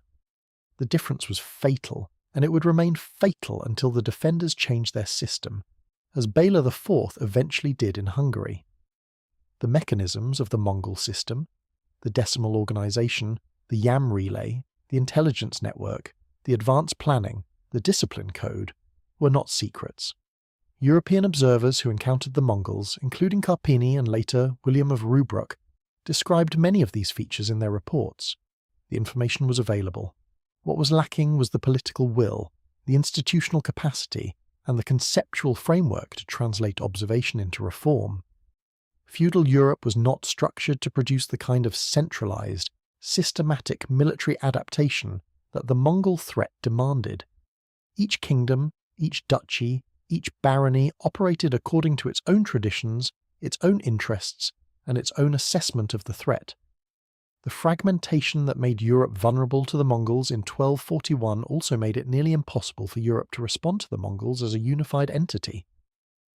Bela IV's achievement in Hungary was remarkable precisely because it overcame these structural barriers within a single kingdom. He had the political authority of a king, the motivation of a ruler who had barely survived the destruction of his realm, and the practical intelligence to identify the specific factors that had caused his defeat. Not every European ruler had all three of these prerequisites, which is why Hungary's response was exceptional rather than typical. But the story of Legnica and the Mongol invasion of 1241 carries one more dimension that is often overlooked in military histories focused on tactics and strategy, and that is the human cost. The experience of the populations caught in the path of the Mongol advance, and what their suffering reveals about the nature of this kind of warfare. Because the Mongol campaign through Poland was not only a series of battles, it was a catastrophe for every community in its path, and understanding that catastrophe is essential to understanding both why Europe was so terrified of the Mongols, and why the memory of 1241 shaped the politics and military culture of Central Europe for generations afterward. The Mongol advance through Poland in March and April of 1241 lasted only a matter of weeks, but the devastation it inflicted on the civilian population was disproportionate to the brevity of the campaign. This was not incidental. It was policy. The Mongol approach to conquered territory followed a deliberate calculus that had been refined across decades of warfare in China, Central Asia, and Persia. Cities and towns that surrendered without resistance were spared and taxed. Those that resisted were destroyed, their populations killed or enslaved, and the ruins left as a warning to the next settlement in the army's path. The purpose was to make resistance so costly and surrender so comparatively painless that each successive town chose submission over defiance, accelerating the pace of conquest and reducing Mongol casualties. In Poland, this calculus produced results that were devastating for communities along the Mongol line of advance. Sandomierz, one of the most important towns in Lesser Poland, was sacked in February 1241. The Dominican monastery in the town was burned, and the chronicles record that the monks and civilians sheltering inside were killed. Krakow, as we have noted, was abandoned by its defenders and burned. The towns and villages between these larger settlements, places too small to appear in most historical accounts, suffered proportionally. The Mongol army moved through populated agricultural land, and it consumed or destroyed what it found. Grain stores were taken or burned, livestock was slaughtered or driven off, buildings were put to the torch. The population that could not flee was killed or taken captive, with skilled artisans and young women typically separated for enslavement, while the remainder were disposed of according to the Mongols' immediate needs. The scale of civilian casualties in the Polish campaign is impossible to determine with precision. Medieval chroniclers routinely inflated numbers, and no systematic census existed that could provide before and after population data. But the pattern of destruction is consistent across the sources. Every community in the direct path of the Mongol advance was devastated, and the surrounding countryside was stripped of provisions and productive capacity. The economic recovery of the affected regions took years, in some cases decades. Agricultural land that lost its workforce could not be cultivated. Towns that lost their artisan populations could not produce goods. Trade routes that passed through burned settlements were disrupted. The Mongol campaign through Poland was measured in weeks, but its economic after-effects persisted for a generation. The refugee crisis generated by the invasion compounded the suffering. As the Mongol column advanced westward, waves of displaced people fled before it, carrying whatever they could and spreading panic through regions that had not yet been attacked. These refugees overwhelmed the limited capacity of the towns and monasteries that received them. They brought with them accounts of Mongol atrocities, some accurate, some exaggerated by terror, that created an atmosphere of apocalyptic dread across Central Europe. Chroniclers in Germany, France, and England recorded the fear that gripped populations hundreds of miles from the actual fighting.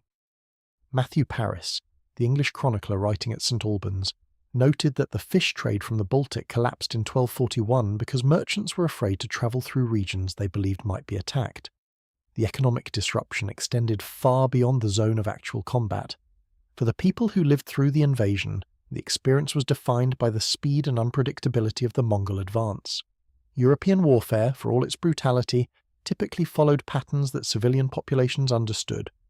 Armies moved slowly, preceded by scouts and foraging parties that gave settlements time to prepare, hide valuables, or flee.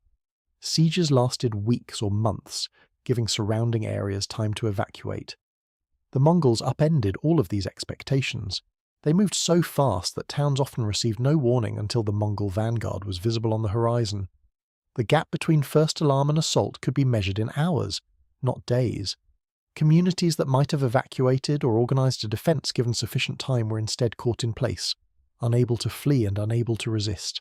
The psychological impact of this speed was as damaging as the physical destruction. Survivors of the 1241 invasion, and the communities that absorbed the refugee populations, developed a deep and lasting fear of the Mongols that persisted long after the immediate threat had receded. In Poland and Hungary, the Mongol invasion became a defining cultural trauma, referenced in chronicles, sermons, and folk memory for centuries. The term Tatar, the name by which Europeans most commonly referred to the Mongols, derived from one of the constituent tribes, became synonymous with catastrophic, overwhelming destruction. When communities in Central Europe fortified their towns in the decades after 1241, they were not responding to an abstract strategic assessment. They were responding to a collective memory of what it meant to be unfortified when the Mongols arrived. This cultural memory had practical consequences. In Silesia, where the Battle of Legnica had been fought, the reconstruction effort included not only the rebuilding of destroyed towns, but also the encouragement of German colonists to settle in the depopulated regions. The Silesian dukes, Henry the Pious's successors, offered favourable terms to settlers from the German-speaking lands to the west, reduced taxes, grants of land, self-governing privileges under Germantown law. This colonisation, which had begun before the Mongol invasion but accelerated dramatically after it, transformed the demographic and cultural character of Silesia over the following century. Towns that had been predominantly Polish-speaking became increasingly German-speaking. The legal and administrative frameworks shifted. The Mongol invasion, in this sense, was not just a military event but a demographic catalyst that reshaped the ethnic and political landscape of Central Europe. In Hungary, the demographic consequences were even more severe. Bela IV's kingdom had lost a significant fraction of its population during the invasion and the subsequent occupation. Entire districts in the Hungarian plain had been depopulated. Bela responded, as the Silesian dukes did, by encouraging immigration. Kipchak settlers, German colonists, and others were invited to repopulate the devastated regions. These settlement policies were intertwined with the castle-building program we discussed earlier. New settlers needed protection, and the castles that Bela constructed or authorized served as anchors around which repopulated communities could cluster, providing both military security and a framework for economic recovery. The intersection of military reform and demographic recovery in Hungary illustrates a broader principle about how societies respond to catastrophic military defeats. The most effective responses are not purely military, they are structural. They address the entire system of vulnerabilities that the defeat exposed, including economic capacity, population distribution, political organization, and physical infrastructure. Bela did not simply build castles. He rebuilt the human landscape of his kingdom in a configuration that was more resilient to the specific type of threat the Mongols represented. The castles were the most visible element of this transformation, but they were embedded in a larger program of social and economic reconstruction that gave the kingdom the depth to absorb and resist a future invasion. The civilian experience of the 1241 invasion also reveals something important about the limits of the Mongol system. The Mongol approach to conquered populations, the systematic use of terror, the mass killing of resistors, the enslavement of useful captives, was highly effective as a tool of rapid conquest. It broke the will to resist, accelerated the pace of advance, and reduced the need for garrisons in conquered territory. but it was a tool suited to campaigns of movement, not to long-term occupation and governance. The Mongols could destroy a region's capacity to resist, but they could not simultaneously destroy it and extract sustained economic value from it. The devastation of Hungary's population during the 1241 occupation reduced the kingdom's productivity so severely that the territory was, in the short term, worth less to the Mongols than it had been before the invasion.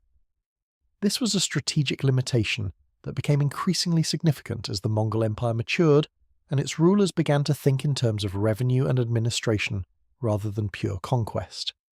In the Russian principalities, where the Mongols established permanent overlordship through the Golden Horde, this tension between destruction and extraction played out over decades. The initial conquests of 1237 through 1240 were catastrophically destructive, but the subsequent Mongol administration of Russia, the system of tribute collection, census-taking and political supervision that defined the so-called Tatar yoke, required a functioning population that could produce surplus wealth. The Mongols learned through experience to calibrate their use of force, enough to maintain submission, not so much as to destroy the productive base they depended on. This learning process was itself a form of adaptation, and it produced a Mongol governing system in Russia that was, for all its harshness, more sustainable than the pure destruction of the initial conquest. None of this would have been consolation to the people of Sandomierz, Krakow, or the Silesian villages burned in March and April of 1241. For them, the Mongol invasion was an event of absolute destruction, a catastrophe without precedent in their experience and without apparent remedy. The speed, the coordination, and the systematic ruthlessness of the Mongol campaign through Poland represented a form of warfare for which their world was entirely unprepared, not just militarily, but psychologically and institutionally. And this brings us back to the central question of this documentary. What made the difference between defeat and survival? Because the civilian suffering of 1241 was not inevitable. It was the consequence of a specific set of military and political failures, the fragmentation of command, the absence of fortifications capable of slowing the Mongol advance, the reliance on a single field army that could be destroyed in one engagement, and the inability to coordinate a defensive response across multiple political jurisdictions. Every one of these failures was, in principle, correctable. Hungary corrected them, and Hungary survived the next Mongol invasion. Poland corrected some of them, slowly and incompletely, and survived largely through circumstances beyond its control. The difference between those two outcomes, between systematic adaptation and piecemeal recovery, is the difference between learning from catastrophe and merely surviving it, and the details of how that learning played out in practice in the specific military and political reforms that transformed Central European defences in the decades after 1241, carry implications that extend far beyond the medieval period and into the broader history of how societies respond to existential military threats. We have examined the Mongol system, the European failures, and the Hungarian reforms in broad outline. Now it is time to look more closely at the tactical details of what the Mongol army actually did on the battlefield, the specific techniques, weapons, and formations that made the system function at the level of individual engagements, because the operational coordination and strategic planning we have discussed would have been meaningless without the ability to win the fights that the plan produced. And the Mongol ability to win those fights rested on a set of tactical practices that were as carefully designed and as rigorously maintained as anything else in their military system. The Mongol warrior who rode onto the field at Wahlstatt in April 1241 was not a primitive fighter relying on instinct and aggression. He was the product of a training system that began in early childhood and continued without interruption for the rest of his life, producing a soldier whose individual skills were remarkable, but whose true effectiveness came from his integration into a tactical system designed to exploit those skills collectively. The foundation of that system was the composite bow. The Mongol bow was a recurved design, typically between 3 and 4 feet in length when unstrung, constructed from a laminate of wood, animal horn on the belly and sinew on the back. The horn resisted compression, and the sinew resisted tension, and the combination stored far more energy per inch of draw length than a simple wooden bow of comparable size. The result was a weapon that was short enough to use from horseback, critical for mounted archery, but powerful enough to launch arrows with penetrating force at ranges exceeding 200 yards. An experienced Mongol archer could loose between 6 and 10 arrows per minute while riding at speed, and he carried 2 or sometimes 3 quivers into battle, giving him between 40 and 60 arrows before resupply. The arrows themselves were specialized for different tactical purposes. Broad-headed arrows with wide cutting edges were used against unarmored targets and horses, inflicting large wounds that bled heavily. Narrow-bodied armor-piercing arrows with hardened tips were used against mailed or armored opponents, concentrating impact force on a small area to punch through defensive material. Whistling arrows, fitted with perforated bone or wooden heads that produced a shrieking sound in flight, were used for signaling and for psychological effect. The sound of hundreds of whistling arrows descending on a formation was disorienting and terrifying for troops who had never experienced it. At Legnica, the European chronicles describe strange noises and smoke on the battlefield, and some historians have attributed part of this to the Mongol use of whistling arrows, and possibly incendiary or smoke-producing devices launched by arrow or catapult. The tactical employment of the boar was governed by strict doctrine. Mongol light cavalry, the majority of the army, engaged primarily at range, using mobility to maintain distance from the enemy, while pouring in continuous arrow fire. The standard approach was the caracole. Successive ranks of horse archers would ride toward the enemy line, loose their arrows at effective range, then wheel away to be replaced by the next rank. This produced a nearly continuous stream of incoming fire that could be sustained for extended periods, wearing down the enemy formation through cumulative casualties, disrupting its cohesion and provoking the kind of ill-considered charge that the feigned retreat was designed to exploit. Against European heavy cavalry, this approach was devastatingly effective for a specific mechanical reason. The European warhorse was the critical vulnerability. A knight in full mail or early plate armour was difficult to kill with an arrow at range, though not impossible. Joints, visors, and gaps in the armour were targets, and the kinetic energy of a Mongol arrow at close range could bruise or incapacitate even through good mail. But the knight's horse was far more exposed. Warhorses in this period were rarely fully armoured. A horse struck by 1 or 2 arrows might continue to function, but sustained arrow fire across a formation would progressively disable mounts, turning a mobile cavalry force into a collection of dismounted men in heavy armour who could neither advance quickly nor retreat. Once dismounted, a European knight was still a dangerous opponent in close combat, but he had lost the mobility that was his primary tactical asset, and he was vulnerable to encirclement by mounted enemies who could simply ride around him and shoot from angles he could not defend. The Mongol heavy cavalry, which complemented the light horse archers, was equipped differently but employed with equal precision. Heavy Mongol cavalrymen wore lamellar armour, overlapping plates of iron, hardened leather, or sometimes bone, laced together into a flexible protective garment that covered the torso, shoulders, and sometimes the upper legs. Their horses were also partially armoured, with lamellar barding protecting the chest and flanks. These troops carried lances, swords, and sometimes maces or axes in addition to their bows. They were not used for the sustained skirmishing that was the light cavalry's role. They were held in reserve and committed at the decisive moment, once the enemy formation had been disrupted and weakened by arrow fire to deliver a concentrated shock attack that shattered whatever cohesion remained. The coordination between light and heavy cavalry, skirmish, harass, provoke, fragment, then strike with concentrated force, was the tactical core of the Mongol battlefield system. It required 2 things that most armies of the period could not provide. First, the discipline to maintain the skirmishing phase for as long as necessary, without prematurely committing to close combat, and second, the communication to time the heavy cavalry commitment precisely.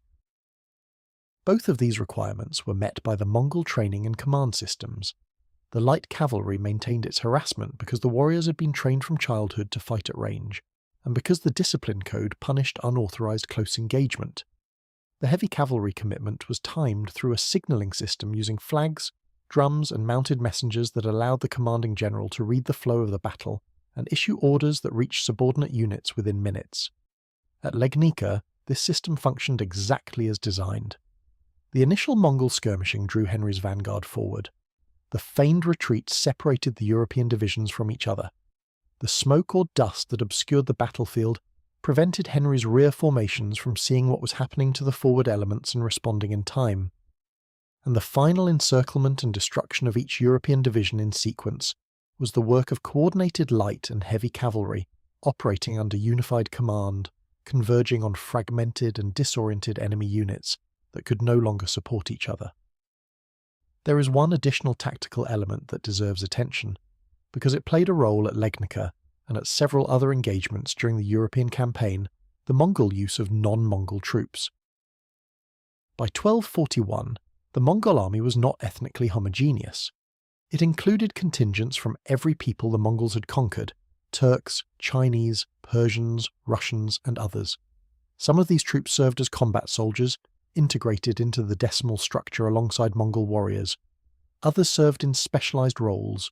Chinese and Persian engineers operated siege equipment, Kipchak Turks served as scouts and light cavalry, and Russian or other captive populations were sometimes driven forward as screens or expendable labor during assaults on fortified positions.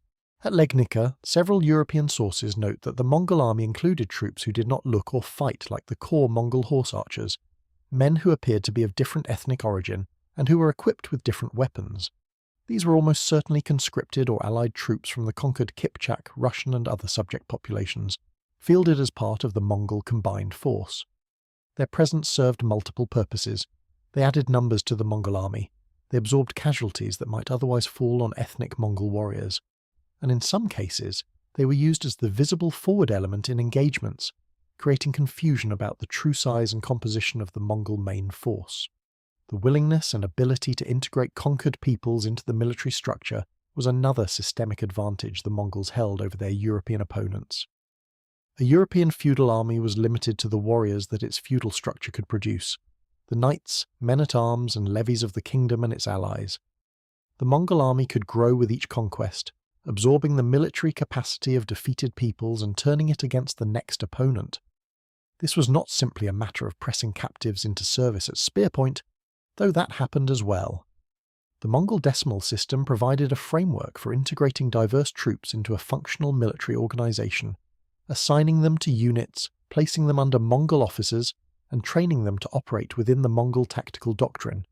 The result was an army that was simultaneously expanding and maintaining its combat effectiveness, a feat that most empires in history have found difficult to achieve. The European armies at Legnica had no comparable mechanism. Henry's force was a coalition assembled through personal appeals and feudal obligation, and it included troops from multiple duchies, military orders, and ethnic communities who had never trained together and did not share a common tactical doctrine.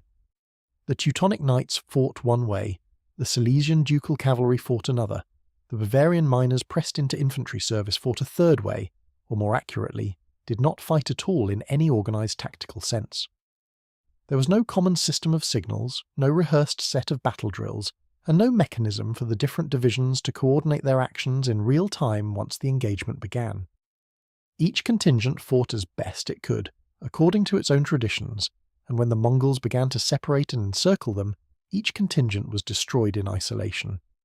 This is the final and perhaps most important point to make about the tactical dimension of Legnica. The Mongol victory was not produced by any single weapon, technique, or trick. It was produced by a system in which every element — the composite bow, the feigned retreat, the smoke screen, the light and heavy cavalry coordination, the signalling apparatus, the discipline code, the intelligence preparation — reinforced every other element. Remove any one component and the system still functioned. Remove several and it degraded. But no single European countermeasure could defeat it, because any response to one element, for example, refusing to pursue the feigned retreat, simply activated another element, such as sustained arrow harassment from multiple directions. The system was resilient precisely because it was a system, not a collection of independent techniques. Defeating this system required not a better tactic, but a different strategic approach, one that denied the Mongols the conditions under which their tactical system could function. This is exactly what Bela IV's castle-building program achieved. Stone fortifications did not counter the composite bow, or the feigned retreat, or the heavy cavalry charge. They made all of those things irrelevant by refusing to offer the Mongols the open-field engagement that their tactical system was designed to win. The castles changed the nature of the problem the Mongols had to solve, and the new problem, the systematic reduction of dozens or hundreds of stone fortifications, was one that the Mongol tactical system was not optimized to address. The relationship between the Mongol tactical system and the strategic response it eventually provoked is the central dynamic of this story. The Mongols built the most effective battlefield system of their era. Their opponents, after suffering catastrophic defeat, built a strategic environment that neutralized that system. Neither achievement was simple, and neither was inevitable. Both required sustained effort, institutional learning, and the ability to translate observation into action. The Mongol system was built over decades of continuous warfare under Genghis Khan and his successors. The European response was built over decades of reconstruction under Bela IV and his successors. In both cases, the key was not genius but persistence, the willingness to learn, adapt, and implement change across an entire military and political structure. The consequences of this dynamic, for the Mongol Empire, for medieval Europe, and for the broader history of warfare, extend well beyond the 13th century, and it is to those consequences that we now turn as we approach the conclusion of this story. The Mongol invasion of 1241 and the Battle of Legnica occupy a peculiar position in European historical memory.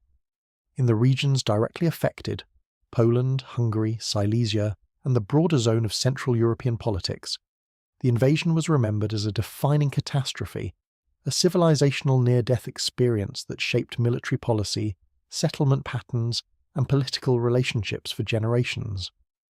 In the broader narrative of Western European history, however, the Mongol invasion has often been treated as a footnote, a brief eastern eruption that receded as mysteriously as it appeared, leaving the main storylines of medieval European development essentially undisturbed.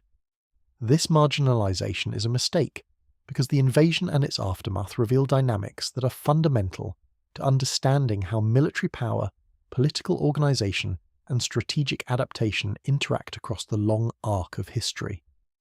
The most immediate consequence of the 1241 campaign was the establishment of the Golden Horde as the dominant power in the Western Steppe and the overlord of the Russian principalities. Orda Khan, returning from the European campaign, established his capital at Sarai on the lower Volga and formalized the system of tribute and political supervision that would govern Russia for the next 2.5 centuries. The Golden Horde did not occupy Russia in the sense of garrisoning its cities with Mongol troops. Instead, it imposed a system of indirect rule in which Russian princes were required to travel to Sarai, and sometimes to the Great Khan's court in Karakorum or later Beijing, to receive a patent of authority called a yarlik, without which they could not legitimately rule. Tribute was collected through a census-based tax system, administered initially by Mongol officials and later by the Russian princes themselves. Compliance was enforced by the threat of punitive military expeditions against principalities that withheld tribute or challenged Mongol authority. This system had profound effects on the political development of Russia. The Mongol overlordship favoured princes who were compliant, efficient tax collectors and willing to suppress resistance among their own populations. Moscow, a relatively minor principality at the time of the invasion, rose to prominence in the 14th century in large part because its princes, beginning with Ivan I, known as Ivan Kalita or Ivan Moneybag, were exceptionally effective collaborators with the Golden Horde. Moscow's princes collected tribute on behalf of the Mongols, used their position as intermediaries to accumulate wealth and political influence, and gradually established dominance over the other Russian principalities.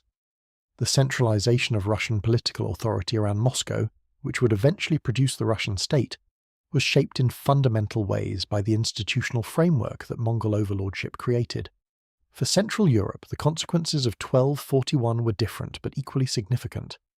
The Mongol invasion accelerated trends that were already underway: urbanization, fortification, the professionalization of military forces, and the settlement of previously underpopulated frontier regions. But it gave those trends a specific military urgency that they had previously lacked. The castle-building programs in Hungary and to a lesser extent in Poland and Bohemia were the most visible expressions of this acceleration, but they were accompanied by broader changes in how Central European kingdoms organized their defenses. The military orders, the Teutonic Knights, the Hospitallers and others, expanded their presence in the region, providing garrisons for frontier fortifications and a cadre of professional soldiers who could respond to threats more quickly than feudal levies.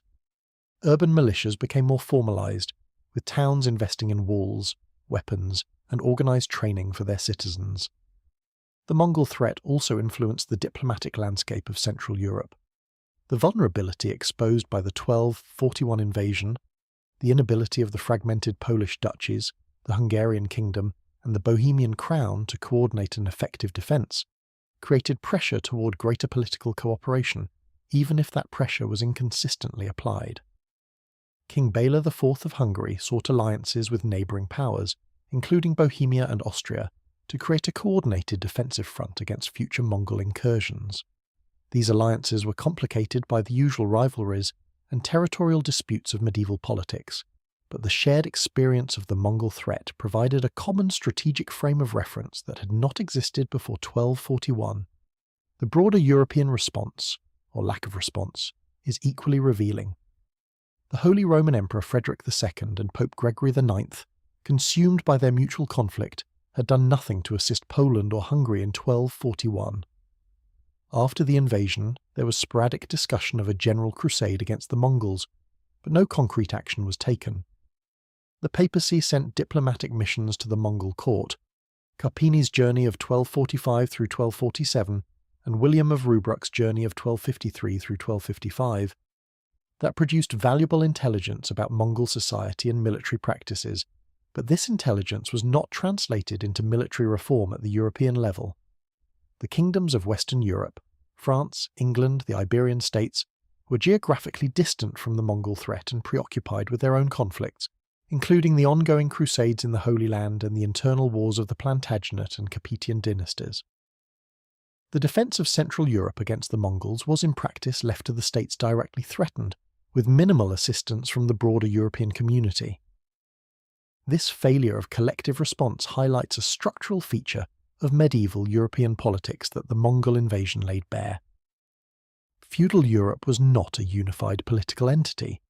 It was a complex of competing jurisdictions, kingdoms, duchies, principalities, city-states, and ecclesiastical territories, bound together by shared religion and cultural ties but divided by political rivalry, legal particularism, and competing claims to authority. This fragmentation was, in many ways, a source of European dynamism. Competition between states drove innovation, trade, and institutional development, but it was a catastrophic weakness when confronted by an external threat that required coordinated, large-scale military response.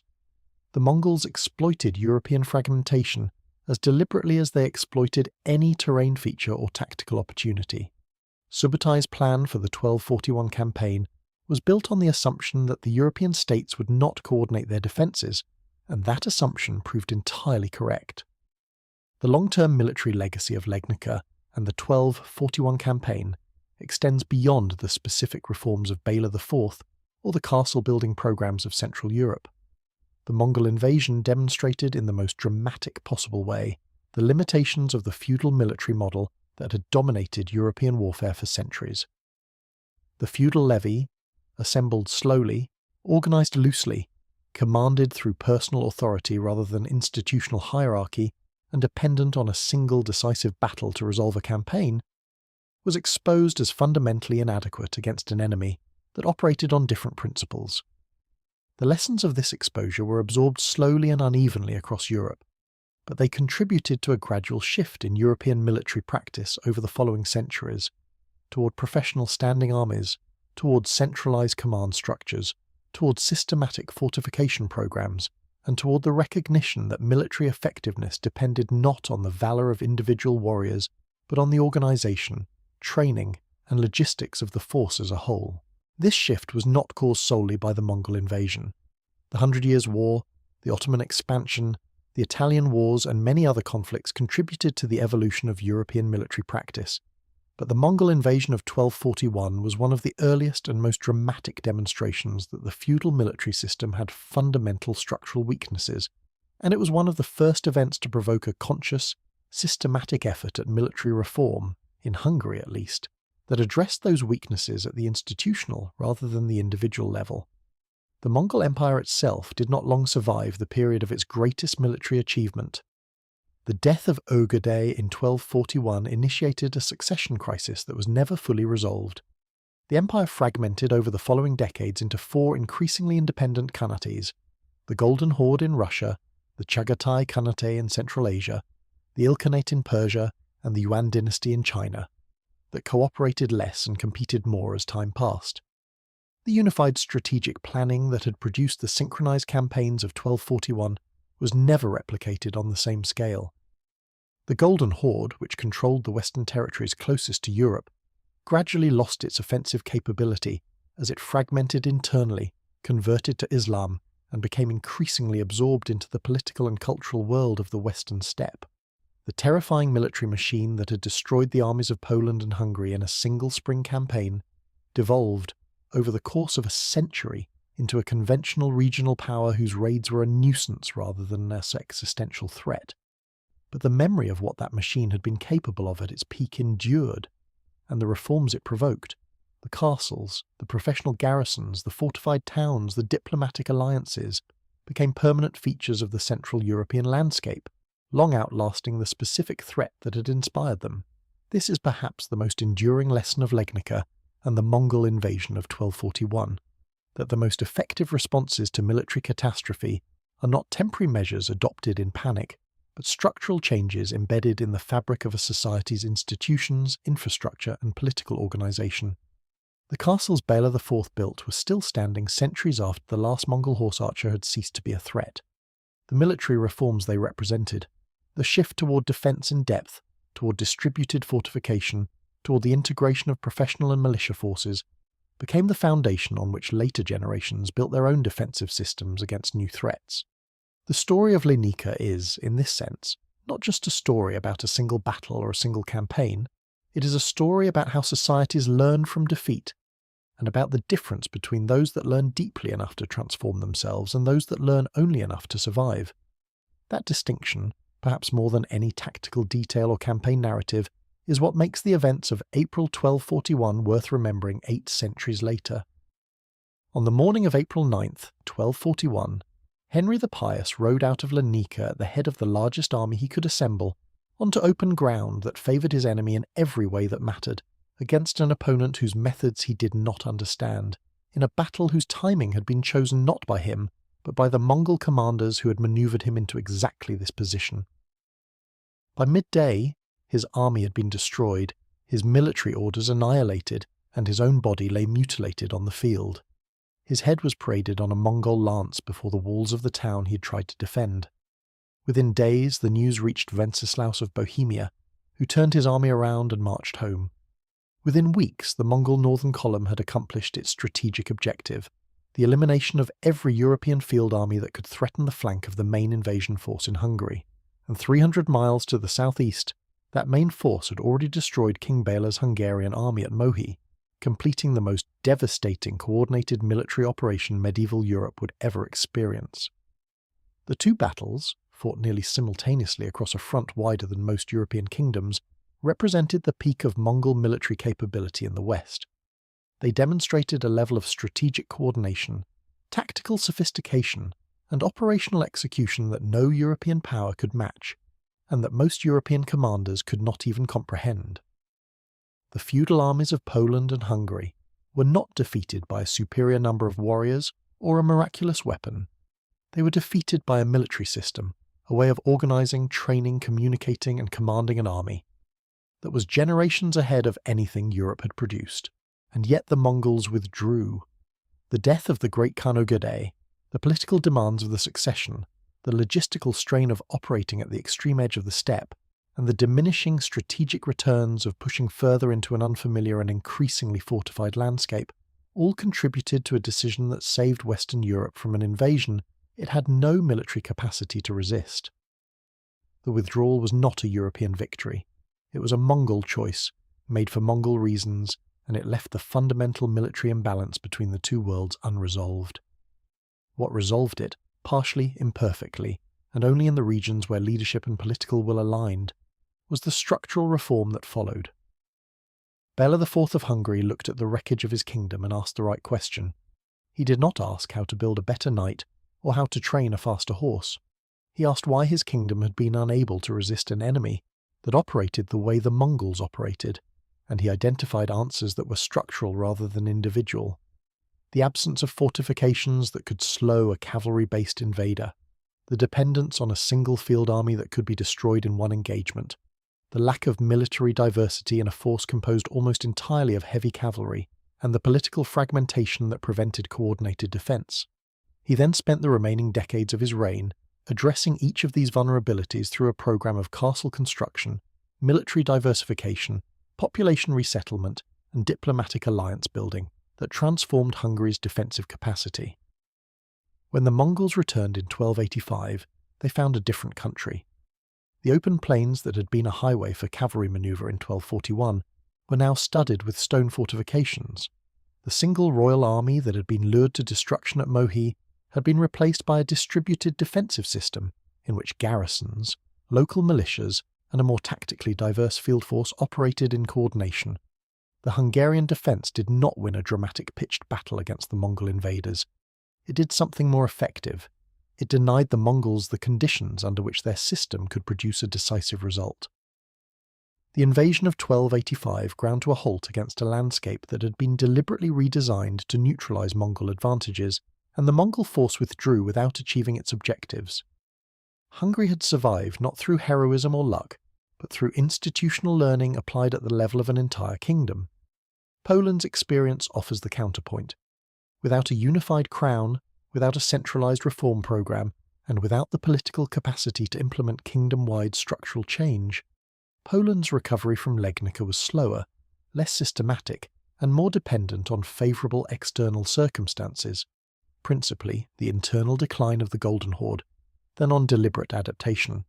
Poland survived, but it survived in a way that owed more to geography and Mongol fragmentation than to its own strategic transformation.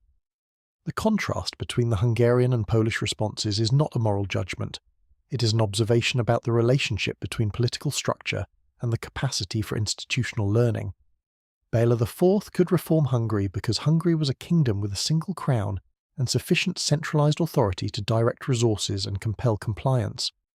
The fragmented Polish duchies could not achieve comparable reform because no single authority existed with the power to implement it.